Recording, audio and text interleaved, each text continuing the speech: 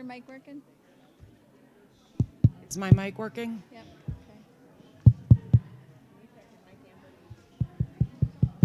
Okay. Good. You check Rick's. Can you check, Rick?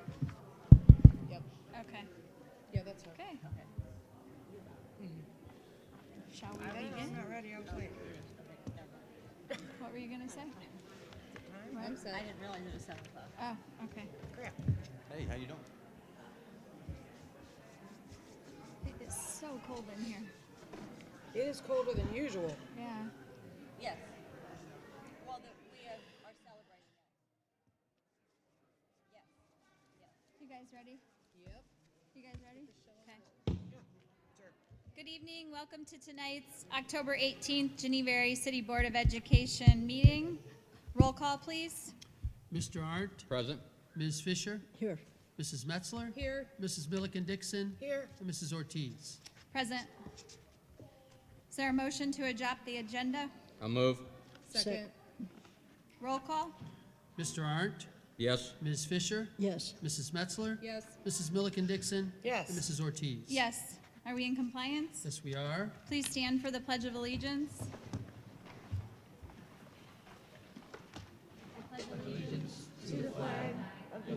States of America, and to the republic for which it stands, one nation, under God, indivisible, with liberty and justice for all.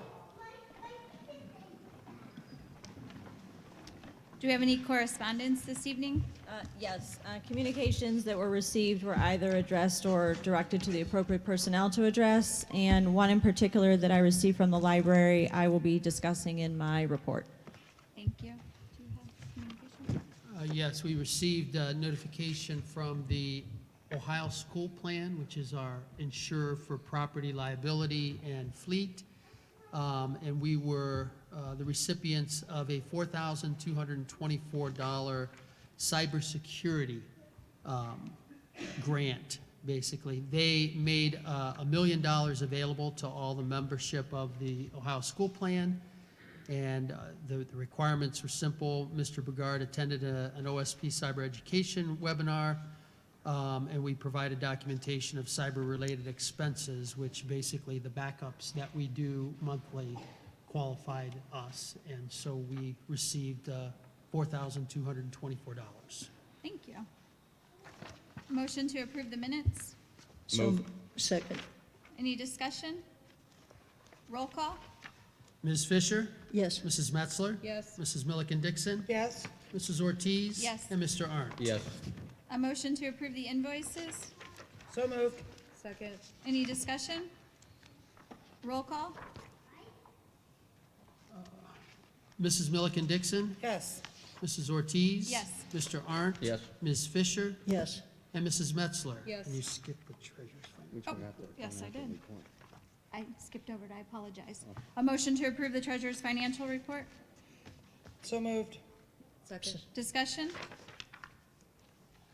Roll call. Mrs. Metzler? Yes. Mrs. Milliken Dixon? Yes. Mrs. Ortiz? Yes. Mr. Arndt? Yes. And Ms. Fisher? Yes. I did want to note for the board, if you noticed on your financial report, last month you approved the $1 million payment to the COG that was made at the end of September. So our September general fund expenses are more than $900,000, say more than what they were last year. It also affected the lunchroom because their portion, this payment was divided up among the different functions that our payroll are paid from. And so $57,595 was charged to the lunchroom, which made her expenses higher than normal. So just to note. Thank you. Thank you. She messed up your whole system, didn't she?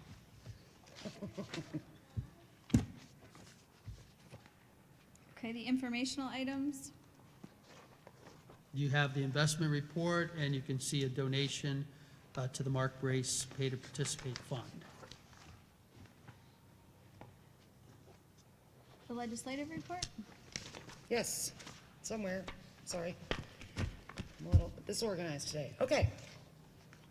There was a hard copy provided at the back for those of you that would like that, and here it is in verbal form. So the House Primary and Secondary Education Committee, they amended SB 49, which would enact the Religious Expression Days, or RED Act, and require school boards to adopt a policy providing students with religious accommodations for up to 3 days. The substitute bill adds the following: changes the definition of chronic absenteeism to no longer include excused absences. I think that one's important. They're not counting that against you when they're talking about truancy and missed days if they're excused.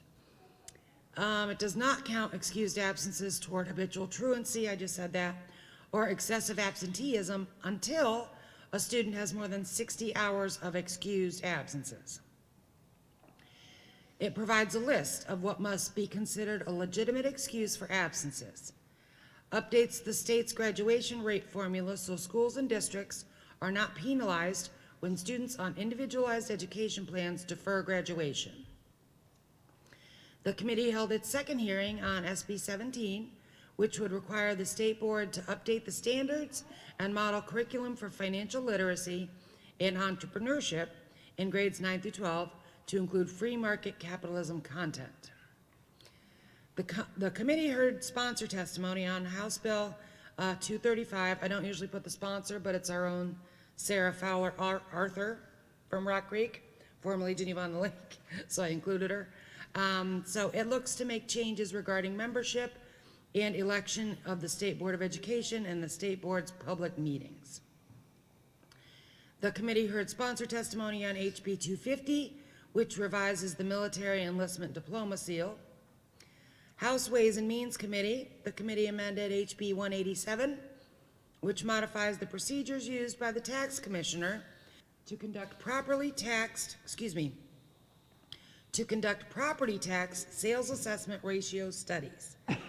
The amendment adds a current agricultural use value clause that sunsets after a 3-year period. The committee also heard a third hearing on HB 90, which would authorize a total property tax exemption for the homesteads of totally disabled veterans and their surviving spouses. The committee, new bills that were introduced. HB 263 would authorize a property tax freeze for certain owner-occupied homes. Sorry, this one's long tonight. They've been busy.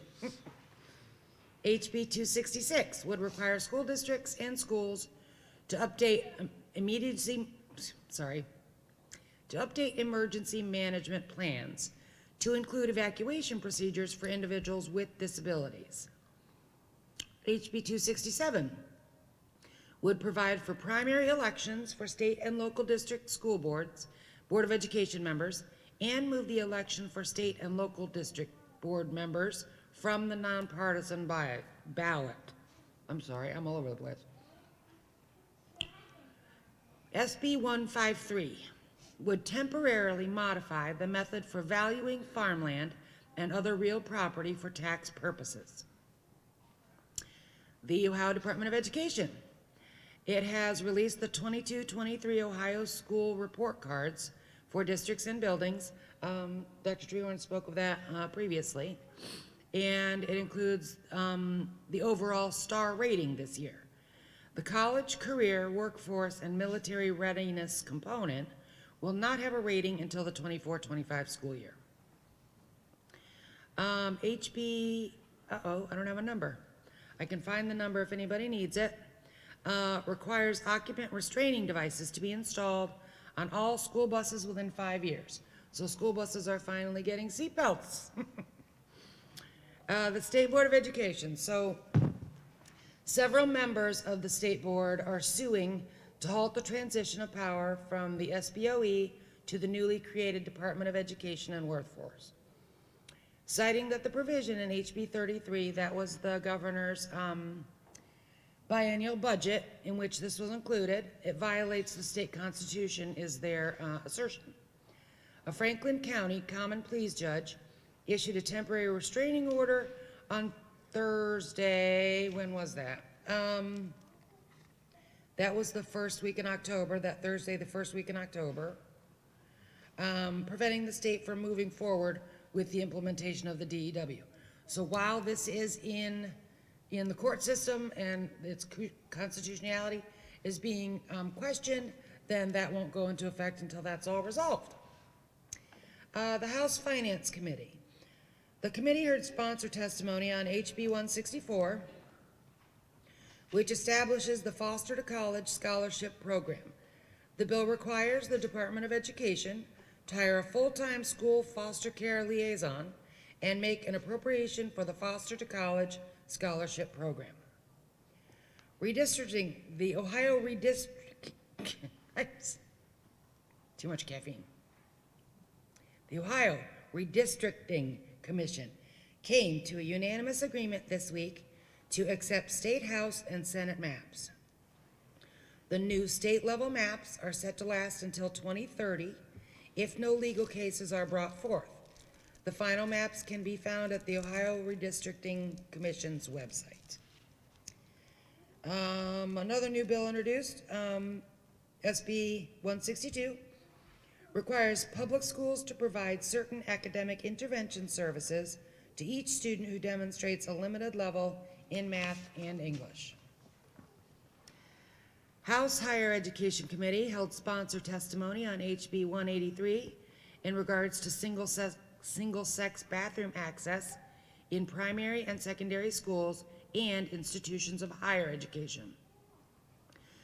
The committee also heard sponsor testimony on HB 219 in regards to the College Credit Plus program. House Government Oversight Committee held sponsor testimony on HB 257, which would authorize certain public bodies to meet virtually, including the School Employees Retirement Board. School boards, among other boards, are not included in the authorization. The Senate introduced another bill regarding the education, 168, regarding education regulation reform and updating outdated language in the Ohio Revised Code. Some changes include: the bill would amend the language on a Board of Education of municipalities adopting teacher evaluations. It would permit the BOE to combine their mandatory meeting to discuss the school calendar with another board meeting. Amends language on the standards for community schools and their report cards. Amends language on the reasonable reductions in non-teaching employees to no longer give preferential treatment based on seniority unless deciding between two employees with comparable evaluations. And it amends the language on licensure requirements for certain school employees. Phew. All right. As usual, if you have any questions or anything about any of these, please shoot me an email and certainly contact your legislators. They work for us, and so they should know what we want. Thank you all. Thank you. The ATEC report? Last Thursday, I attended the annual stakeholders meeting. This is held to update those who hire many of our students from the school. It's a way for ATEC to stay up to date in what we teach and ensure that we are supplying the proper skills needed by local manufacturers. We also discussed the drug-free program. Students volunteer to join and are given a drug test when they do. They pass, they're given a photo ID card. Throughout the year, members are included in random testing. They keep the card for as long as they test negative. And they can then show the card to prospective employers, which is often one more incentive for the employer to sign them on. They like to see that these kids are serious and legal. Currently, there are 195 members of the drug-free club out at ATEC. Our monthly board meeting was last Monday, the 16th. We found out that ATEC is the only technical school in Ohio that is using the sweat work ethic program that I mentioned last month. Mr. Waldega spread the word at the program at a recent superintendent's meeting and found a lot of interest from other schools. He'll be getting back to them with the details of the program. He also reported that the state should have word about who will be awarded funds for the expanding the campuses at the end of the month. However, this is pretty much what they have said for the last 5 months. We're hoping that with the election looming, they may want to announce the good news to impress the voters. The sophomore showcase is scheduled for mid-November to introduce sophomores from all over the county to what ATEC has to offer. It's basically a half-day program where they tour the school, go into each of the classrooms, find out the hands-on experience that they can get at the school. And it gives them something to think about before making any commitments during their junior year. The next meeting will be November 20th. Thank you.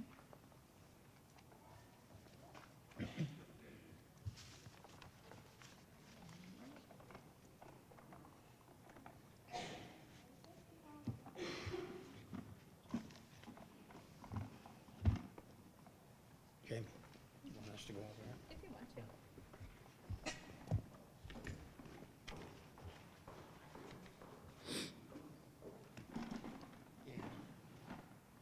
Is this one on? Oh, it is definitely on. Thank you.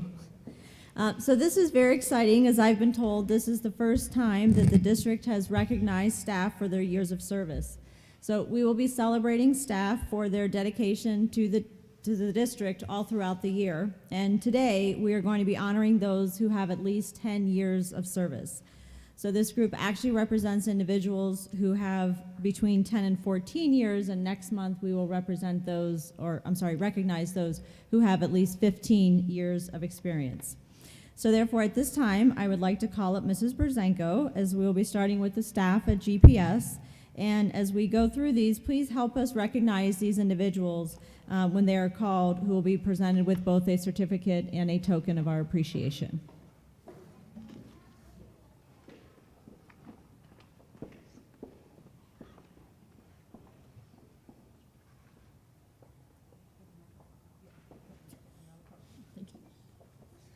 Good evening.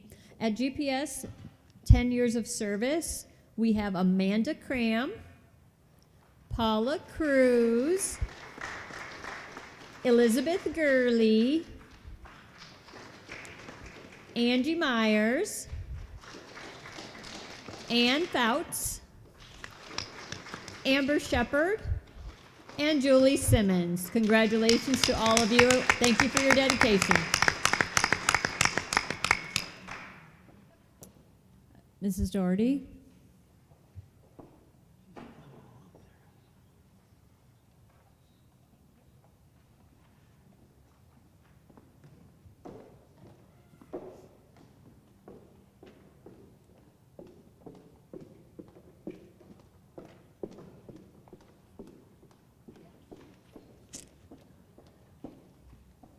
Hello and good evening. This is a great time to celebrate our teachers and staff that have been here for 10 years. So for Cork, we have Catherine Cooper. We have Keisha Esvanek, Jessica Kirk, Cheryl Ramsey, Sherry Rooney, and Catherine Simmons. Come on down, come on down. Woo!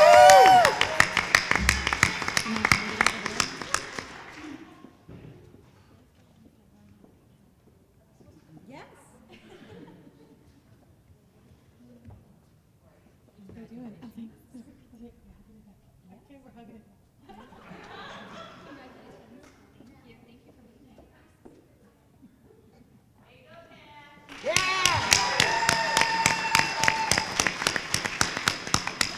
Mr. Markajon?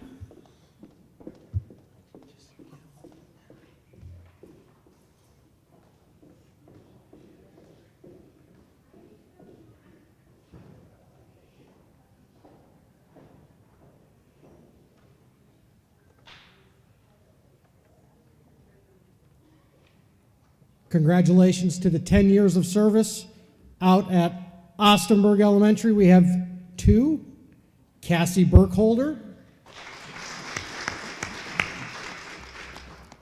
and Roberta Meehan.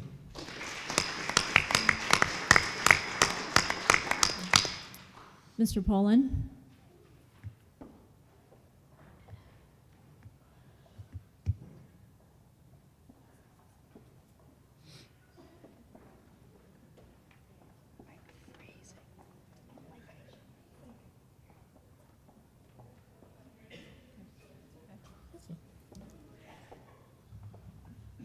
Good evening. It's a great time to celebrate everybody. I have 5 people with 10 years. I have Ann Corlew, Marie Desmaris, and I didn't know that was her name. Everyone calls her Mary Beth. Michelle Rollins, David Szymanski, and Amy White. Come on down.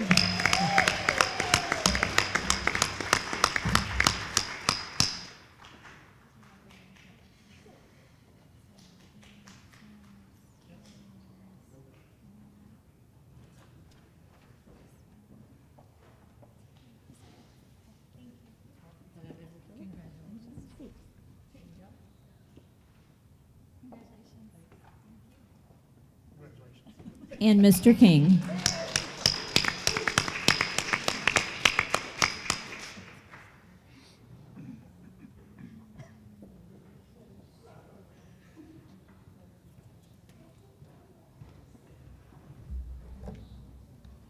Okay. And for the high school, we're pleased to honor Brian Belkonis, James Berry, Marie Best, Amy Durkovic, Jeff Hall, Melissa Hall, Ed Plesnikar, and last but not least, Brenda Unsinger.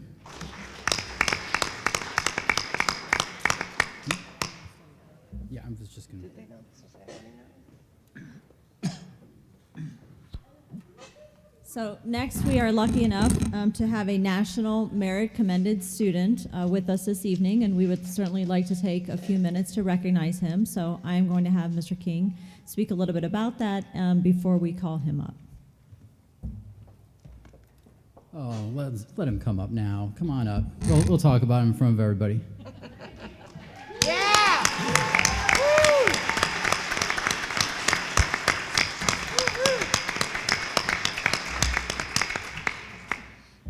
He's good. He's got this. All right. So, just a little bit about the National Merit Scholarship and the commended students. Nathan Miller, of course, who's in front of us, was selected as a National Merit Commended Scholar, and he has received the commendation from the National Merit Scholarship Corporation, which conducts the program and is being presented his award and letter this evening. There are about 34,000 commended students throughout the nation. Now, please understand that that may sound like a lot, but there are hundreds and hundreds of thousands of students across the country that take this test, and only a very small percentage earn the prestigious award. It is incredibly important to think that these are the top of the top. So there are many people who could do well on the National Merit Scholarship exams and the various awards that come with, but being a commended scholar opens a lot of doors for the top tier scholarships that he will be able to apply for, and to many of the nation's top universities, which is one question I haven't asked. And I know you got a little bit of time left, but where do you think you might want to go? I don't know. Well, the great thing about this is it opened probably any door that you wanted to open. So with that, congratulations, sir.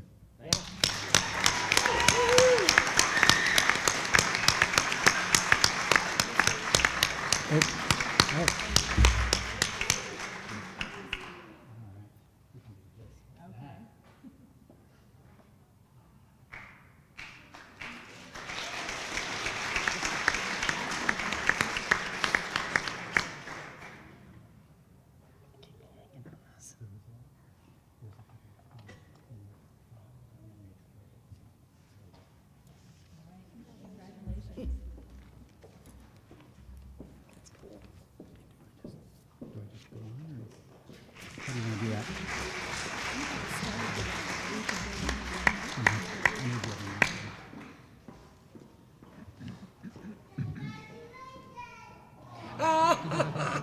Awesome.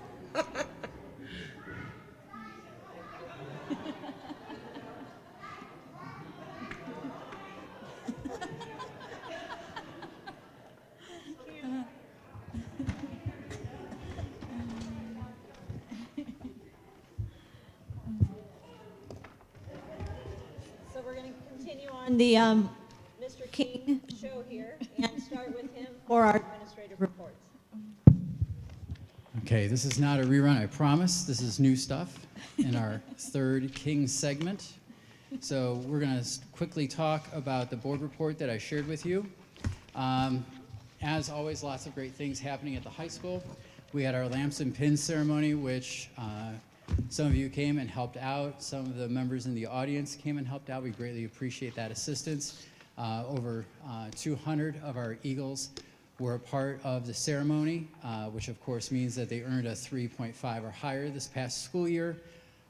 It's just a testament to how hard our folks work, because I've been here long enough now that I see the rigor in the classrooms, and 3.5 is not easy here at Geneva High School. Going on, and yes, that second headline is correct, beef in the classroom. I discovered a beef in the classroom grant, so myself and Mrs. Welker applied, and hey, we got it. So on top of what we've been serving, if you follow my Twitter account today, you saw the pepperoni flowers that they made. We will also now be adding more beef into the curriculum, more meat to the program, right? So extra $200 free from the Ohio Cattle Farmers Association. Going on, our academic challenge team will be taping their program October 25th.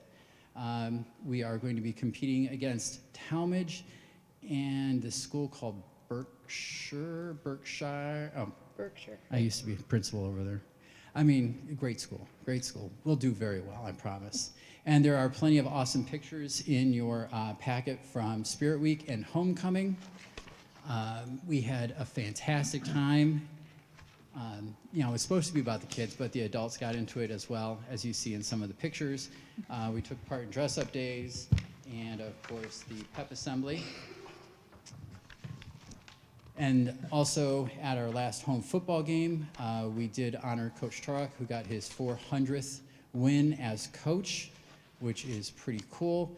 I am reaching out to the Ohio High School Athletic Association because I believe there is a way to honor him as well from the state, so I'm looking into that. Continuing, it goes on to some of the Eagle art that Mrs. Monahan's class made for Mr. Chenoweth and myself, which were incredibly cool. And if you want to see those up close and personal, they're hanging up in our main office. And then we also had our first choir preview concert. And last but not least, last week was National Lunch Week. So if you came into the lunchroom, you got to see some of us serving. I promise I did not cook anything. I would never harm a child. Last but not least, this did not make the board agenda, but it's going to come up in November, so I'm trying to give a heads up. I started today. Today was the first informational session. Geneva High School will be applying for the Purple Star Award, which means that we go above and beyond for our military families. Students that maybe have a mom or a dad that are overseas, deployed, etc. So next month, and I will make sure Dr. Treharn gets it towards the beginning of November, I'm going to be asking the Board of Education to pass a resolution in support of the application. It will not beholden the school or the school board to any monetary funds, etc. It will simply mean that you agree with our application and that you're supportive of our military families in the district and the outreach that we could provide to their students. So just put that on your radar. And that is it for the high school. Thank you. Thank you. You will not see me again tonight. Are you clapping that I'm done? Yes. Promises, promises. Mr. Poland.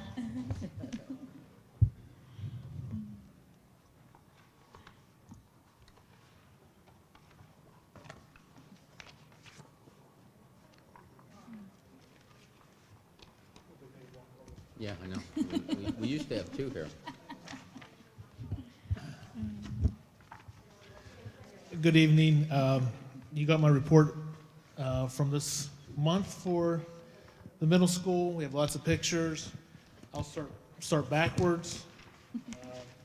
Our current enrollment is on the second sheet. We have 467 students in the school. Our emergency medical forms, we did a big push on that. We have only 13% left to complete, so 65 kids have left to complete those, so we're very happy with that.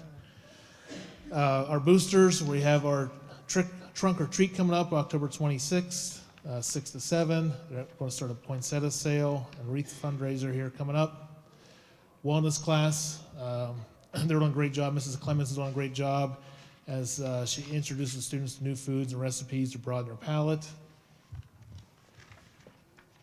We finished our restart readiness test to see where the kids are right now, and so we can compare them to the end of the year, so we can help them grow, use those results to dictate how we're going to educate the students and look at what standards we're weak in and go from there.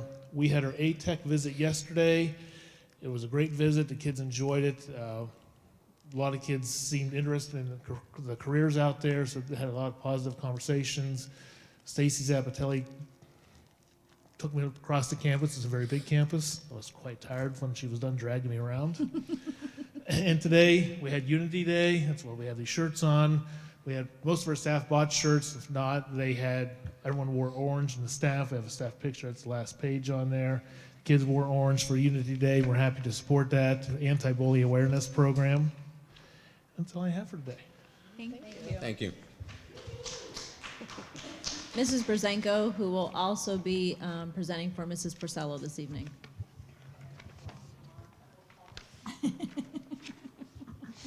So who do you want first? You want Ms. Porcello's or do you want mine? All right. GPS.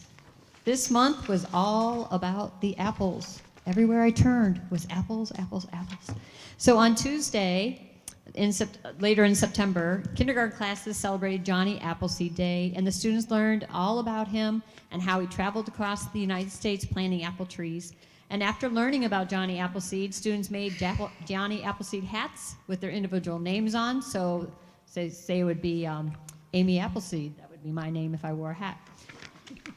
The day ended with the students eating and making applesauce. So the kindergarten teachers brought in the apple turner where they put the apples on and it automatically peels it. I have some pictures there for you to see. And then they smushed up the apples and then they cooked it in a crock pot. And it was fantastic, I have to tell you. I don't know what I was more excited about, my little cup of applesauce or seeing the applesauce all over their little faces and their fingers as they were giving it to me. But either way, it was delicious, I have to say. And thanks to Mrs. Fouts, Mrs. Gurley, and Mrs. Harriman for all their hard work in planning on that activity. It was quite messy, but it was well worth it. The students really learned a lot. Also in first grade, they took a field trip to Corrali's apple orchard, and we were lucky enough to be the first grade class attending their 100th year celebration. So they've been doing it their family's been doing it for 100 years, and she marked how well behaved they were during the visit, and the kids were given a bag, and they were able to pick the apples right off the trees while they were going and even eat some. And after apple picking, the students got a tour of the apple processing facility, and the students really loved that gigantic refrigerator where all the apples are stored. They wanted to know if other things were in there, but it was just apples. They saw where the apples got washed and how it traveled up the conveyor belt, and where they were sorted into apple types and the apple ciders, and they even got to taste apple cider. Some of the students came home with huge bags of apples. I was quite jealous. But anyway, the students want to thank Mr. and Mrs. Corrali for their generosity and hospitality. Thank the parent volunteers and the PTO for paying for the bus to go, and they want to thank their friendly bus driver. And so thank you, Mrs. Hoard, Mrs. Keefe, and Mrs. Vleek for arranging for that wonderful trip for the students. Also, thank you to Adams Angels. They donated about 15 footballs and basketballs for our recess equipment. I was standing at the door one day, and they asked if they could make a donation. I asked about where they were from and all this different things, and they were excited. Their own kids were bringing them into the building, so it's nice to see that donation and the students taking part in that. I'd like to congratulate the GPS staff for earning 4 stars on their report card and earning a bronze recognition for PBIS, so way to go, GPS. And there we have some upcoming events. Tomorrow we have Trunk or Treat. It is their first one, so we'll see how that goes. We also have Red Ribbon Week coming up, and our grade 3 OST part 1 and 2, and of course our fall party and parade. That's it for GPS. Thank you. All right, second hat for Mrs. Porcello. After months of waiting, Mrs. Doherty, Austenburg, Cork, and GPS were all notified that we earned the Bronze Recognition Award for 2024 for Ohio PBIS Showcase. So congratulations to all three elementaries. Working hard on that. There's a lot of binders and meetings and all these things that we had to do. And Mrs. Porcello wrote, congratulations to Mrs. Brzenko and Mrs. Doherty. Mrs. Porcello had a great part in this too. So even though she didn't say it to herself, I'll say it because I'm sure she's going to watch. Thank you, Mrs. Porcello. Also, October is Dyslexia Awareness Month.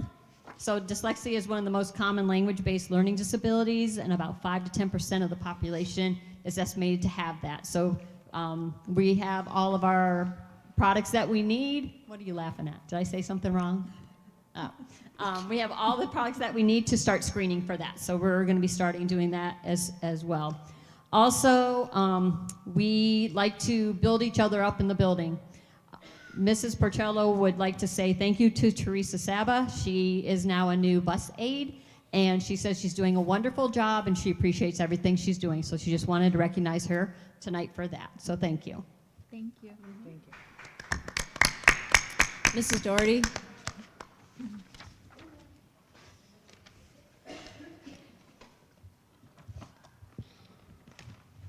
Congratulations to you too, Mrs. Brzenko. We worked really hard on that. Good evening. I am going to repeat a couple things that I come up and talk about every year only because they are traditions for us. And the one that I'm going to start with is our walkathon. And PTO sponsors that. PTO does a lot for us, but they do sponsor our walkathon. And we partner with Northwest Ambulance District. And what they'll do, we do laps around the parking lot, and the kids collect bands to see how many laps they can get. And then there's little signs they have to walk like a monkey or something as they're going around. And then NAD takes their, I think, pulse before they start the laps and then after. So they are really learning about that as well. So it's a great time to create memories and put in physical activities, you know, while we're at school. And then they had an obstacle course after. We had something new. They were the blow-up ones. It was fun. They had a great time. And we had so many parent volunteers setting those things up. They worked hard. They were tired when they went home. So that was great. And then speaking of apples, we once again had our apple crunch in coordination with the Ohio State Extension Office. Mrs. Averill, she's a parent in our building as well. And all of us get together out in the playground and we stand in a circle and everybody at once takes a bite of an apple. It's a nationwide, it's Great Lakes Apple Crunch, and it was on October 12th. And it's really fun to do, but this year the Mrs. Averill and her partner were in the middle, and they were like, we actually heard the crunch, everybody together. They just were so excited about it, so it was really nice. And then Mrs. Jackam's class, speaking of applesauce as well, they used their math, reading, and science skills to make their own applesauce, and it is good.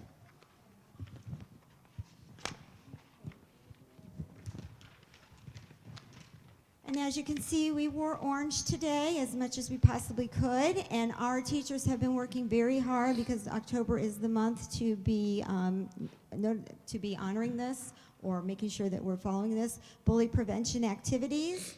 In second grade, Mrs. Bowser and Mrs. Wilbur, they watched a short video on bullying and discussed the difference between being mean to another person and bullying. They're also doing the Wrinkled Heart activity in conjunction with the book Chrysanthemum by Kevin Hankes, if I say that right. And then they're going to be making anti-bullying posters. They're already hanging them up around the building, and they're doing a great job with that. In third grade, Mrs. Bordeaux and Mrs. Jackham, they're recognizing Bully Prevention Month as well. They are reading How Full Is Your Bucket? And extension activities include making crafts to share how they are filling buckets, as well as writing toodles, shout-outs for PACS leaders, which PACS is a tool that we use for our positive behaviors interventions. And then in fourth grade, Mrs. Hall and Mrs. Garnich, they are working on currently now, they're doing anchor charts with student sticky notes on how to show empathy, what it looks like, sounds like, feels like. They're going through discussion cards, talking about various bullying situation and brainstorming solutions, which I think is really important. And they're writing in their journal, making posters again on ways to stop peer pressure, and creating mini books on solving conflicts, and they might do Google Slides on ways to stop bullying. So if they do that, we want to share that. Also, in their 4th grade anthology, our reading series book, they have an expository text called Speaking Out to Stop Bullying, which is nice that that's included in our reading series. And they are, of course, reading that and sharing and having discussions on that. 3rd grade as well, getting ready for their fall test. It is next week. I can't believe it. October's flying by, but they're ready. The teachers are working very hard with guided practice, answering, using different tools, eliminating the answers that aren't correct. Looking back, and then on the computer as well, there's different things that they can maneuver through, which is very important to teach them. Looking through passages, extended response, and writing essay typing for their multi-paragraph writing, and they're doing other reading, writing, language arts skills needed for students to shake their nerves, because they do get, even though we say don't worry about it, they do get nervous about it. So we're going to try and relax them by next week. But they should feel confident because our teachers have really been preparing them. And then I included on here our Soaring Eagles. I know I'm taking a lot of time, but I would like to acknowledge them for September. Mrs. Cinco's class, Isabella Baker, Mrs. Ellis, Sydney Mullins, Mrs. Schrader, Carly Bowman, Mrs. Webb, Logan Scott, Mrs. Bowser, Henry Leisen, Mrs. Wilbur, Brantley Hines, Mrs. Bordeaux, Zoe Young, Mrs. Jackham, Andy Averill, Mrs. Hall, Chase Greenman, Mrs. Garnett, Straven Reed, Mrs. Kirk, Bayla Burse, and Mrs. Limpert, Gunnar Cottrell. And then I just added on here, just as a reminder, our monthly character building that our district PBIS team has put together for us. So that's what's happening, and then I included a couple pictures there. Thank you. Thank you. Mr. Riley?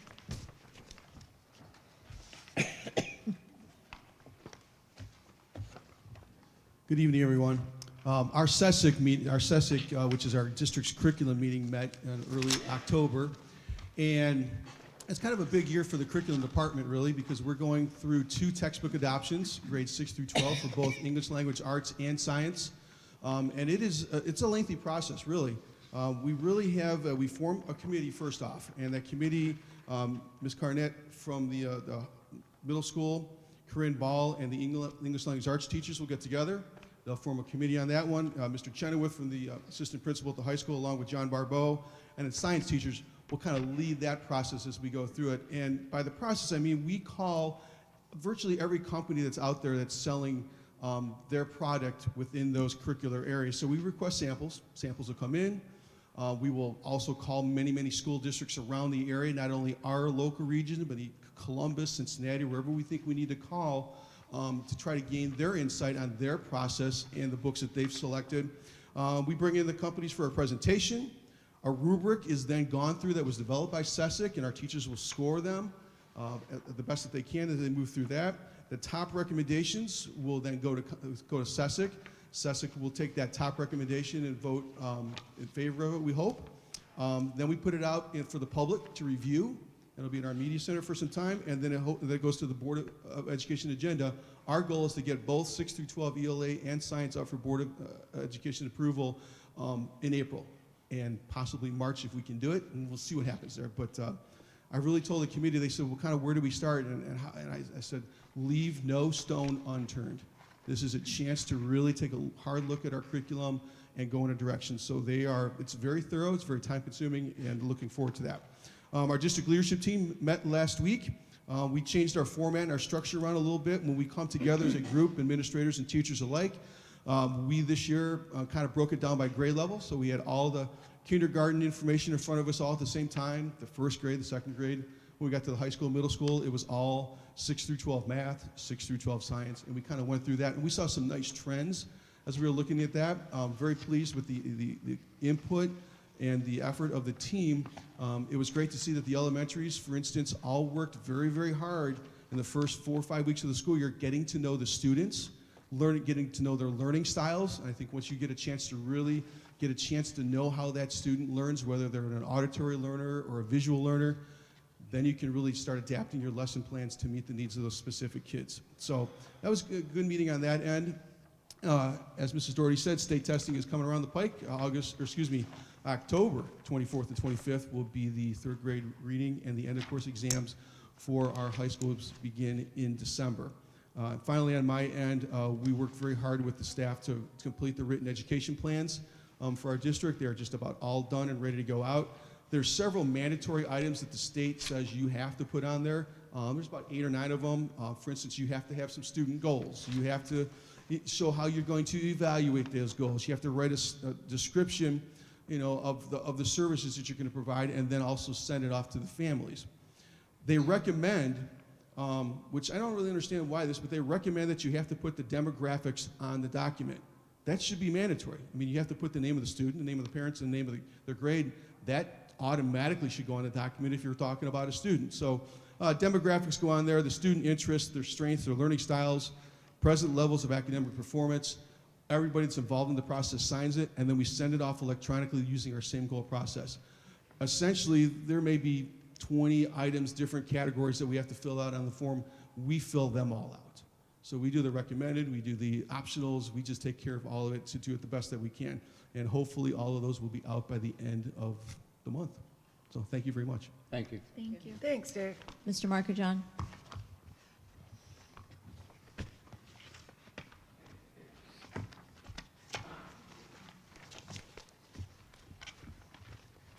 Thank you, Mr. Riley. I believe that Mrs. Brzenko and Mrs. Doherty took all of my time, so I'm not going to say anything tonight. Thank you. I'm done. Mic drop. Oh my goodness. What amazing things you guys are doing. That's okay. There's nothing wrong with that, Mrs. Doherty. Me, I took all the time. Briefly, Ostenburg, the teachers and staff, students are doing amazing things. You have some information there about Mr. Winchell coming in and talking about apples, like apples at GPS. They talked to 5th grade class about that. And our kindergarten students did amazing things with grapes during Grape Week, during Grape Jamboree, even making shirts. And then there's some information about the STEM lab that Ostenburg has put together, and thanks to a grant that Mrs. Brzenko worked on last year. We had about 25 AP science students that came and helped put that together this past Friday when they were off school. They came and volunteered their time. So more will come with that next month once we get our elementary students in there working with things. The rest of my time, I wanted to go ahead and talk about something that I'm quite proud of, and it's everything that our district does with safety.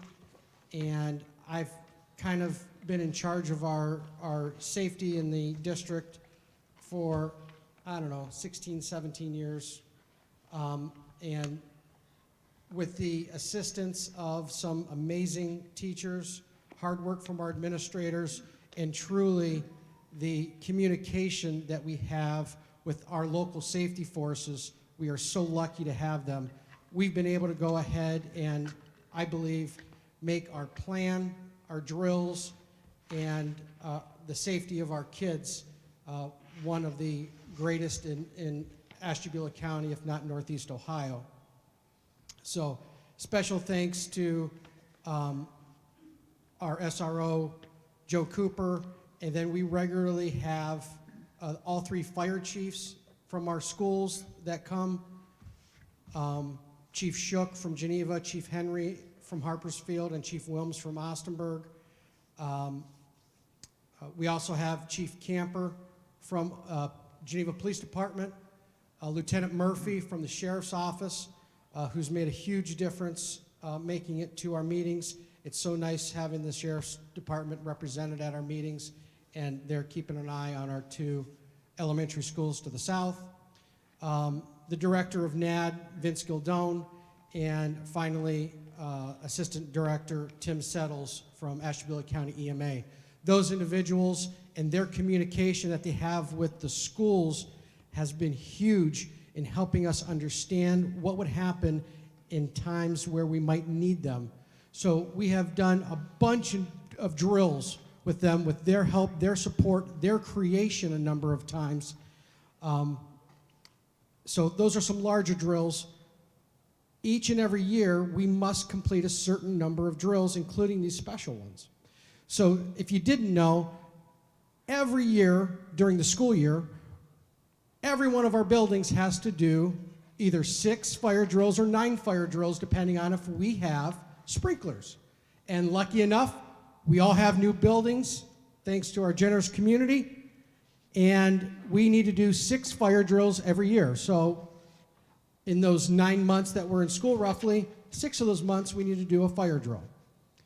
We also have to do 3 functional safety drills. So typically on the months that you don't have a fire drill, you do a functional safety drill. So that could be a rapid dismissal out of the building because of a threat inside the building.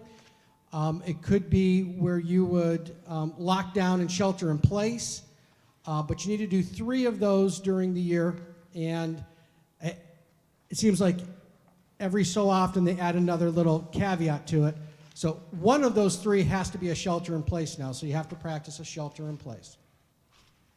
You also need to do a theoretical, which means that the students don't have to be part of it, but you should have a conversation with your staff as an administrator, going over a theoretical drill. It could just be a 10-minute conversation about something that you would do or how you would handle it. I know that we have some people in here that have done Alice with me before for situations, and talking about Alice, that would count as your theoretical drill. And you also do tornado drills.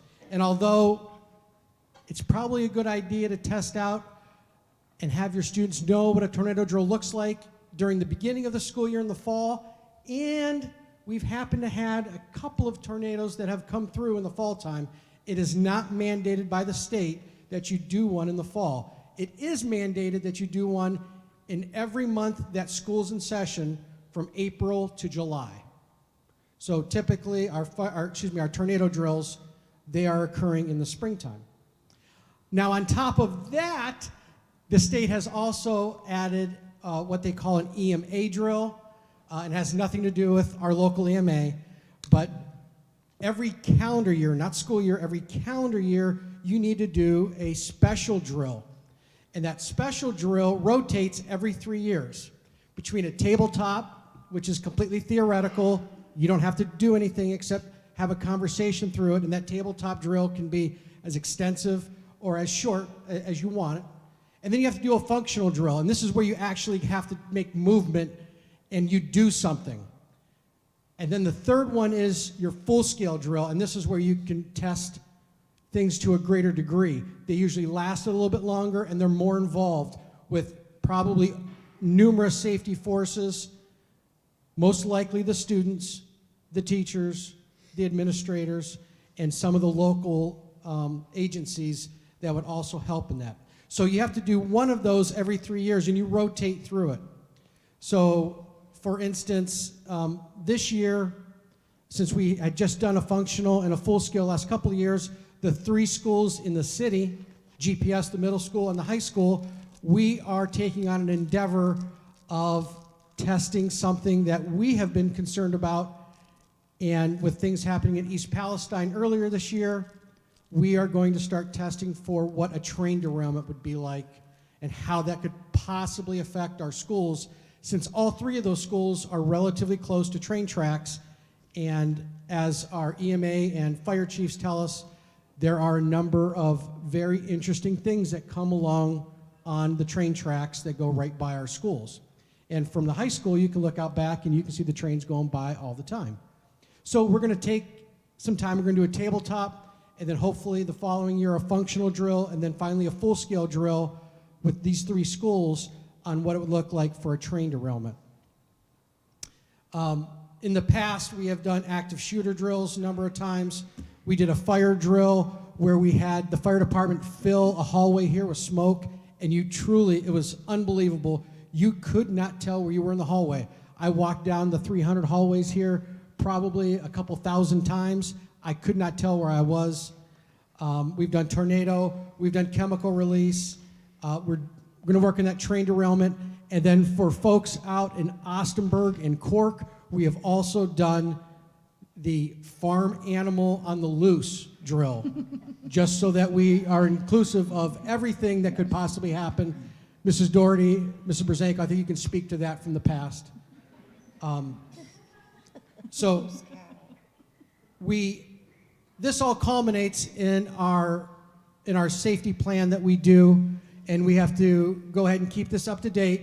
Every 3 years, we need to write a new safety plan, and we are up again for our safety plan this year. So it is due, a new safety plan is due to be written by July 1 of this upcoming 2024 year. And we already talked with all these safety forces to be able to go through what we've done in the past, make recommendations, and we're putting together committees to go ahead and work on these so that we can write up a safety plan for each and every one of the buildings. Again, like I said, this is a 3-year cycle. We have to redo it every time. It includes such things as a floor plan, an aerial site plan of the buildings, and an aerial site plan of where your relocation area is. Also, our emergency contacts on there are updated every year because things change, so we update those each and every year. And have added things such as threat assessments to the list that we update every year about who are teams for threat assessments. That started last year. So as the state keeps coming up with ways to go ahead and make sure our students are staying safe, we are trying to stay up with that. And quite honestly, thanks to our safety forces and the amazing teachers and staff and administrators that we have, we are without a doubt the pride of the county, if not the pride of Northeast Ohio. These people have won awards for this district, and they continue to do an amazing job. Yeah. Thank you. Thank you. Thank you, Mr. Marker-John. So to continue on with the long reports, I will say up front, mine is a little bit lengthier this evening. And I wanted to take a quick second just to follow up on a comment that was made at Candidates Night. Just because it was so wildly inaccurate, I just wanted to make sure that accurate information was put out there. It was a comment regarding my attendance at the county superintendent meetings. So I reached out to the Educational Service Center and asked for my attendance record for the past 3 years. So in 2021, they reported to me that I missed 1 meeting the entire year, and that was due to I was at an out-of-district meeting in Columbus. In 2022, I only missed 2 meetings that year. One was due to being at a legal update, and one, unfortunately, I lost a family member, which in my opinion was a reason to miss a meeting.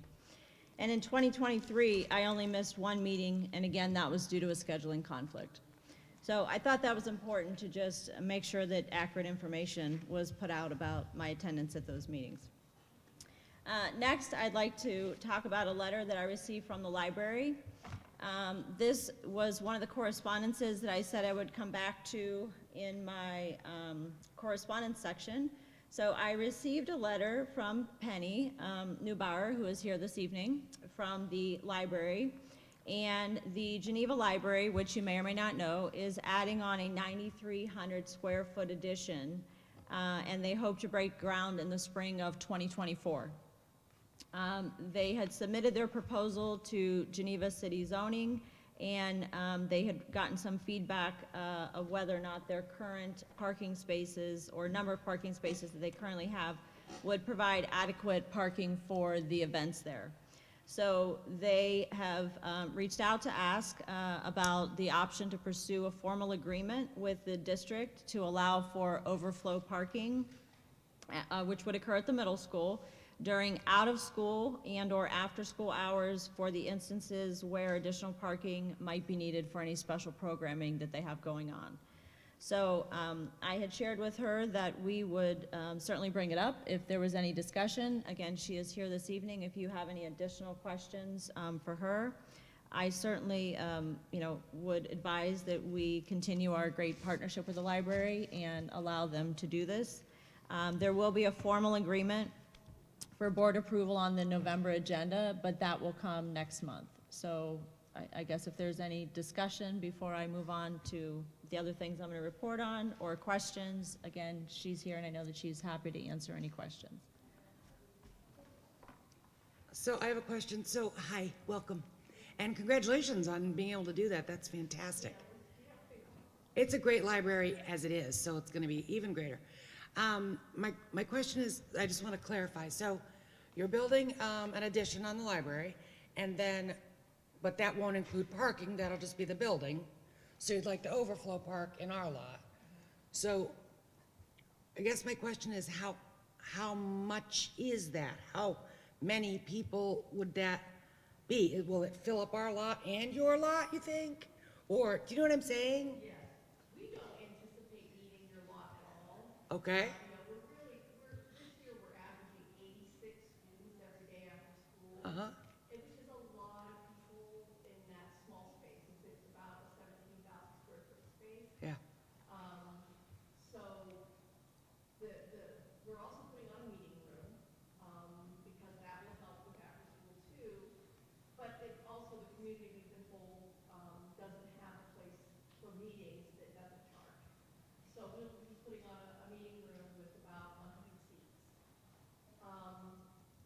We have 93 parking spots right now, which is 5 fewer than the Ashtabula building. The Ashtabula building has 98 spots. Our meeting room in Ashtabula seats 120. So we've never had problems parking in Ashtabula. Right. We don't anticipate problems here. We're not even sure if, we haven't had our zoning meeting yet, to talk with the zoning folks. So we're not even sure that they're going to have an issue. They just kind of low level raised, like, have you thought about this? So we don't anticipate needing the middle school at all. We do have one big thing here. It's on, what is it, President's Day in February? We do our winter carnival. And we've never had a problem with the parking up to this point. So this is just in case. Yeah, it's just Little insurance. Okay. we kind of want to know if we need to come to you for a formal agreement, is that something that you might be in or do I need to, kind of be thinking along some other lines? Okay. Thank you. Thank you. Thank you. Any other questions? Good. All right, moving on then. In my report, new this year for our student wellness and success funds, districts now need to coordinate with 2 entities, share the plan at a public meeting, and then post it to our website. So we are working with both the Ashtabula County Educational Service Center as well as community counseling. So some of the items that our funds will continue to fund are items such as our homeschool coordinator, our school resource officer, Officer Cooper, our community liaison, working with community counseling for pre-crisis screenings of our students, professional development for our counselors, which they were just at the conference in Columbus these past few days. Our psychologist attended a conference, and then continued support for our partnership with the Y for our Latchkey program, as the district has supported both the registration fees and coverage of the snacks for the students in that program. So this is sharing of it at the public meeting, and then tomorrow or by the end of the week, I will get it posted to the website as well. Emergency medical forms, I'm happy to report we are on a positive trajectory with those. We still are missing lots, but last month I reported that we were missing 1,253. We are down to 804. So we did get quite a few from last month to this month, but we certainly have a ways to go. So again, please make sure you are completing your child's emergency medical form, as it is imperative for the district to have that information should an emergency arise. School safety, I had asked Mr. Markajon to talk about our safety plans and drills and things of that nature. October, not only is it National Bullying Prevention Month, but it is also School Safety Month in Ohio. So the Ohio School Safety Center this year has made the theme for the state of Ohio, Relationship for Safety. So we are certainly always thinking about school safety in our district, as again, you heard from Mr. Markajon. from our new camera system to new visitor entry systems. Again, we're always thinking about the safety of our staff and students. As he mentioned, we have a wonderful safety committee, both internal stakeholders as well as a variety of external stakeholders. We are certainly grateful that they continue to attend our meetings and provide input when we discuss those types of topics. I think I mentioned last month, but if not, I will mention again, we are also adding blue lights to each of the buildings. They are in. It's just a matter of getting installed right now. So again, should anyone see these blue lights flashing, you should turn around and not try and enter the building or parking lot, as it's a symbol that we are in an emergency situation and do not want to put any more people potentially in harm's way. Most importantly, please remember, if you see something, say something, and continue to express that message to your child as well, so that we can continue to work together to keep our schools safe. And this was certainly evidenced when we were alerted of a potential threat at the high school, which caused us to close recently, because we had people use the Ohio school tip line. So they do have some new updates on that tip line. There's some new reporting options. Tips can now be reported through calling, texting, and a new web form. So texting is definitely an upgrade for them. There are also, from an accessibility standpoint, they can receive tips now in 10 different languages, so that is definitely an upgrade as well. And they reported another update also includes faster processing on their end. So again, it is not only School Safety Month and National Bullying Prevention Month, with today being Unity Day, but other campaigns that are recognized by the School Safety Center this month range anywhere from Fire Prevention Week to Red Ribbon Week, which we heard some of the building principals talk about as well. I would personally like to thank everyone who supported Unity Day today by wearing orange. It was nice to travel to the different buildings across the district and see all the orange, and we could see many people who even attended this evening have their orange on as well. So I certainly, again, thank everyone who participated and supported that. Lastly, to talk about National Bullying Prevention Month, I had received a book in the mail from a local author, Stop Bullying, Kids' View on Bullying. Michael Becker is the author from Elyria. And so this is also a book that we are purchasing approximately 90 copies of. We're going to be giving one to all of our pre-K through 5 teachers, all of our school counselors, and then our parent groups at the elementary and middle school. So those have been ordered and will be coming in, are definitely in kid-friendly language. So another good resource to have in our district. Moving on, United Way, I want to thank my secretary, Amy Richmond. Each year, she works on the United Way campaign in the district, and this year, I'm happy to say that we raised $5,440, which is up from $5,171 last year and $4,547 the year prior. So within a 2-year time frame, we've almost increased those donations by approximately $1,000. Stuff the Bus. We are again participating in the Stuff the Bus battle. This year, it will only be 2 districts participating, us and Conneaut. The Marti Funeral Home and Feed Our Vets will collect toys and non-perishable food items as well as personal hygiene items. Therefore, we will be collecting these things, and please keep in mind, everything collected stays in Ashtabula County. So each school will be collecting from November 20th to December 8th. I know one building at least is going to start that a little bit earlier to try and get a jump start. And then on December 9th, we will again be at the Ashtabula Walmart from 10 till 2, collecting items as well if anyone wants to come out that day and support the cause. Soaring Eagles, this is our first month of the year for our Soaring Eagles, so I can happily share our Soaring Eagles. At Austenburg, it was 2nd grader. Dean Went, chosen by Mrs. Dilworth, and she said that Dean is an excellent student.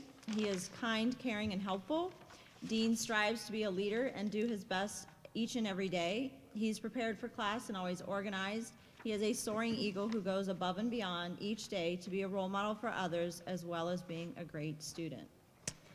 At Cork, we have a 5th grade student, Bayla Burrs, chosen by Mrs. Kirk. She said that Bayla is a true soaring eagle, as shown through her daily interactions with adults and peers. Bayla wants to help others when she sees they're in need, and she shows appreciation when others help her. She is not one to give up easily. She is not afraid to ask questions. Bayla is always ready to share a smile and ready to listen when others are speaking. She has been caught many times soaring, standing up for others, being organized and ready to learn, always trying her best and showing respect by listening to others' thoughts and opinions. So congratulations to her. At GPS, Mrs. Cram chose 3rd grader Noah Figaro and stated that Noah was chosen because he consistently demonstrates soar-like behavior in the classroom.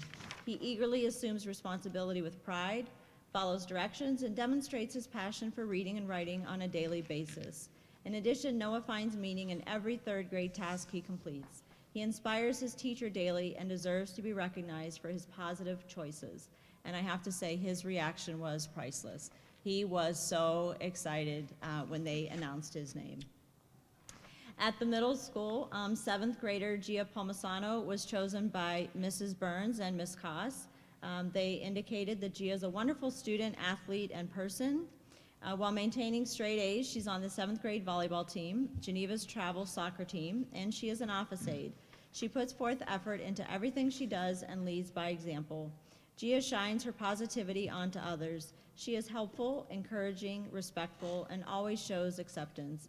Gia demonstrates what it means to be a soaring eagle each day.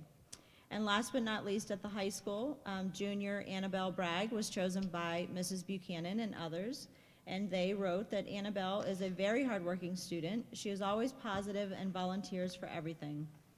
She is willing to go out of her comfort zone and do tasks that no one else wants to complete. So again, congratulations to all of our soaring eagles this month, and just some quick congratulations once again. I know some of these were mentioned, but I definitely feel that they are worth mentioning again. I know that they left because he had to get to band rehearsal, but Nathan Miller, again, I would like to congratulate for being named a commended student in the 2024 National Merit Scholarship Program. We are incredibly proud of him. Scott Torok for getting his 400 wins as the girls' varsity tennis coach. Such an amazing accomplishment. Austenberg, Cork, and GPS for being awarded the Bronze Recognition Award for the 2024 Ohio PBIS Showcase. And again, thanks to Mrs. Porcello, Mrs. Brzenko, and Mrs. Doherty for all of their work on this. I truly appreciate it.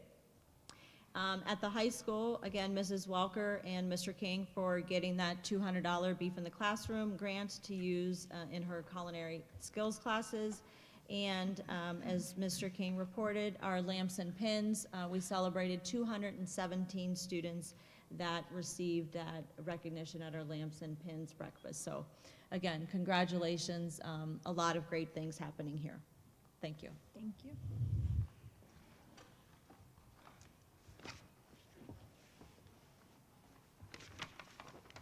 Okay, that brings us to our discussion on the selection for the search firm for our treasurer. Okay, I'll get that started and say that I received all of the paperwork that was provided to us through Mr. Lillie. Thank you very much for coordinating those efforts to get us that information. And as I was taking a look at it, I kind of communicated back to Mrs. Ortiz that, in my opinion, a lot of these looked pretty similar to me. And so my feeling is that we go with K-12 because Mr. Lillie has, kind of told us as a board that this is the company that he's been told handles treasurer searches best.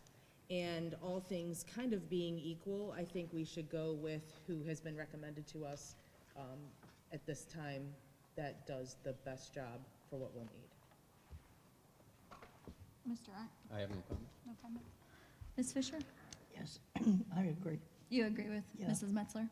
Yeah. Yeah, I do too. I thought they were,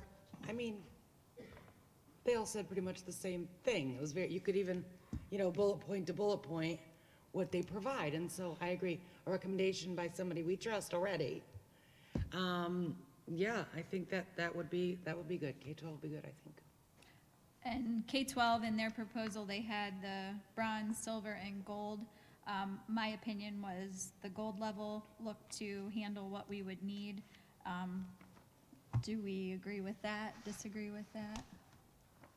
Do we have a motion? Mrs. to- Ortiz, I didn't Yes. bring mine. What was the price difference between The price difference. silver and gold? Is 2,000, Yeah, is the price difference. that's what I thought.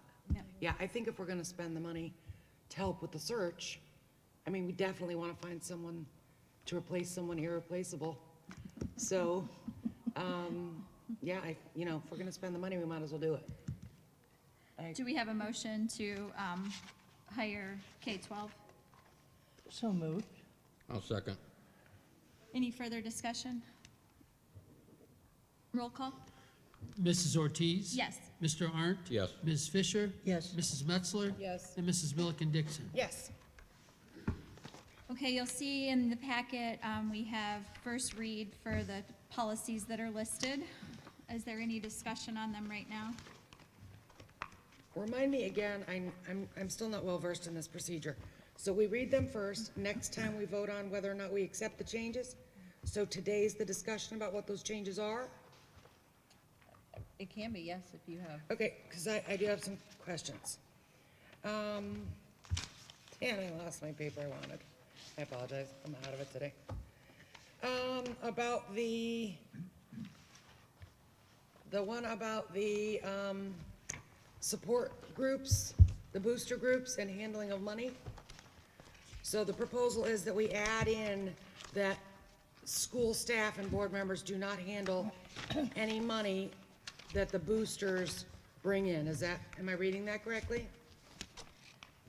Can you tell me what policy number that is so I can look at it? I can, in a minute.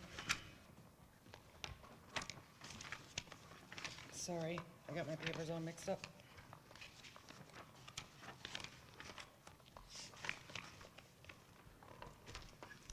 $92.11. 9211. Thank you, Kevin. 9211, district support organizations. So the proposed change is, school employees and board members will not manage or have access to district support organization funds or serve as a voting member or officer of the organization. And in reading it, I didn't know, let's do the second part first. So I didn't know that that was already not a policy, that staff shouldn't be on boosters organizations, right? It's parents. So I'm glad that we're putting that piece in the policy.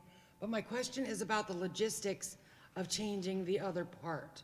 So if staff can't handle any of the monies that come in, how does a booster organization get the monies from the parent to the booster organization without bringing them to school?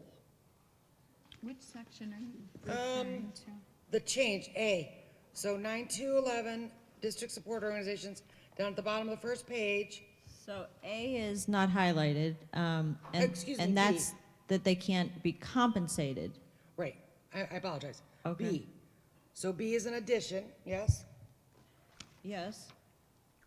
We want to add in the sentence about school employees and board members not managing the funds. Correct. Correct. So my question is then how do the support organizations manage the funds? When the choir sells candles, how does Mrs. Mather buy the candles from the company and give the candles, or excuse me, the fundraised money to the music boosters without handling any of that herself? So if it was a Excuse me. Gamba fundraiser, for example, Gamba would be running the fundraiser, not Mrs. Mather. Which is And already what happens. So they can write a check made out to the music boosters, But then who gets the check? Gamba. How does a student get a check to Gamba? However, Gamba chooses to organize that. I just feel like it'll impede fundraising. There could be online, they could do an online method where they would pay Okay. for items. It's predominantly cash, not having cash. Go through the hands of a staff member, which I get the concern.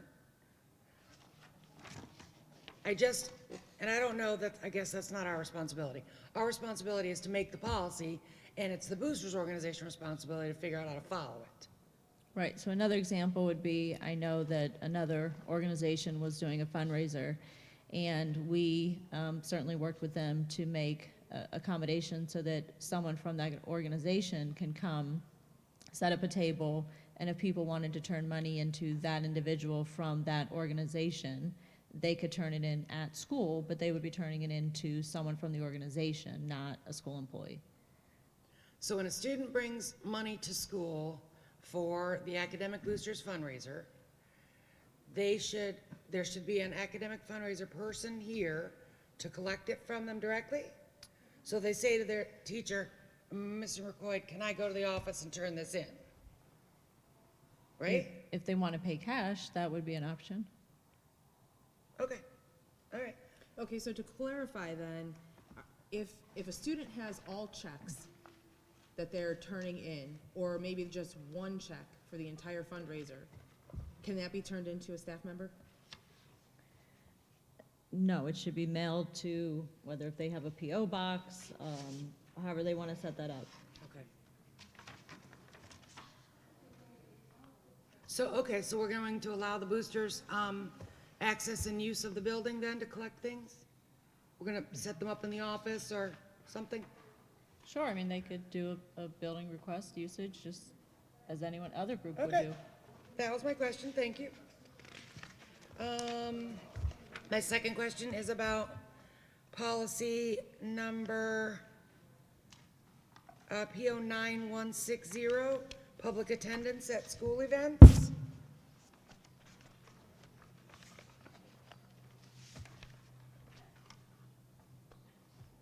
Are we there?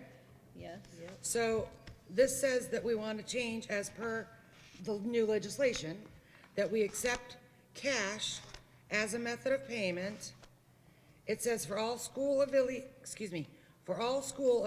events where admission is charged, cash shall be accepted as a method of payment. And when would this go into effect? Because the law already did. So when will we start doing this once we vote on it?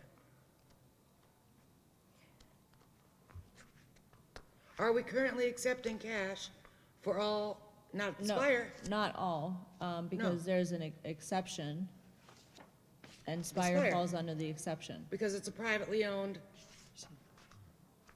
whatever that is, entity. So, but it's still a school event, and I understand that that's a loophole, but I don't understand why we have taken advantage of that loophole.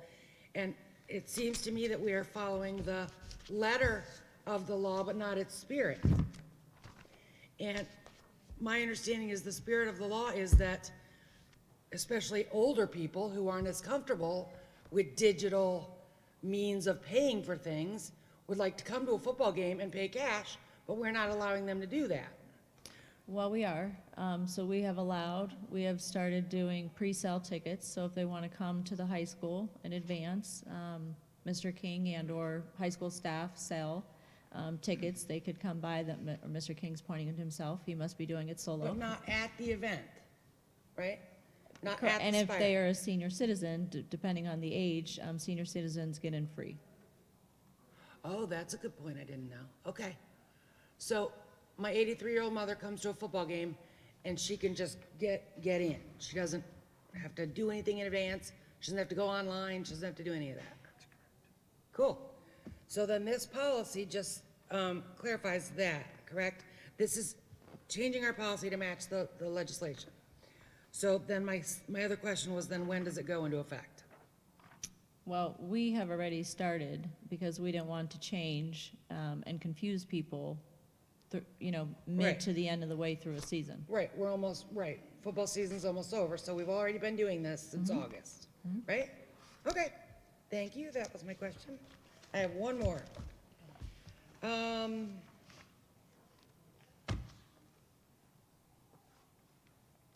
No, I don't. Those were them, thank you. Is there any other discussion? Okay. I recommend approval of the attached aquatic center use agreement with Spire in regards to swimming competitions and team practices during the 23-24 season. So moved. Second. Any discussion? Did we explore any other options?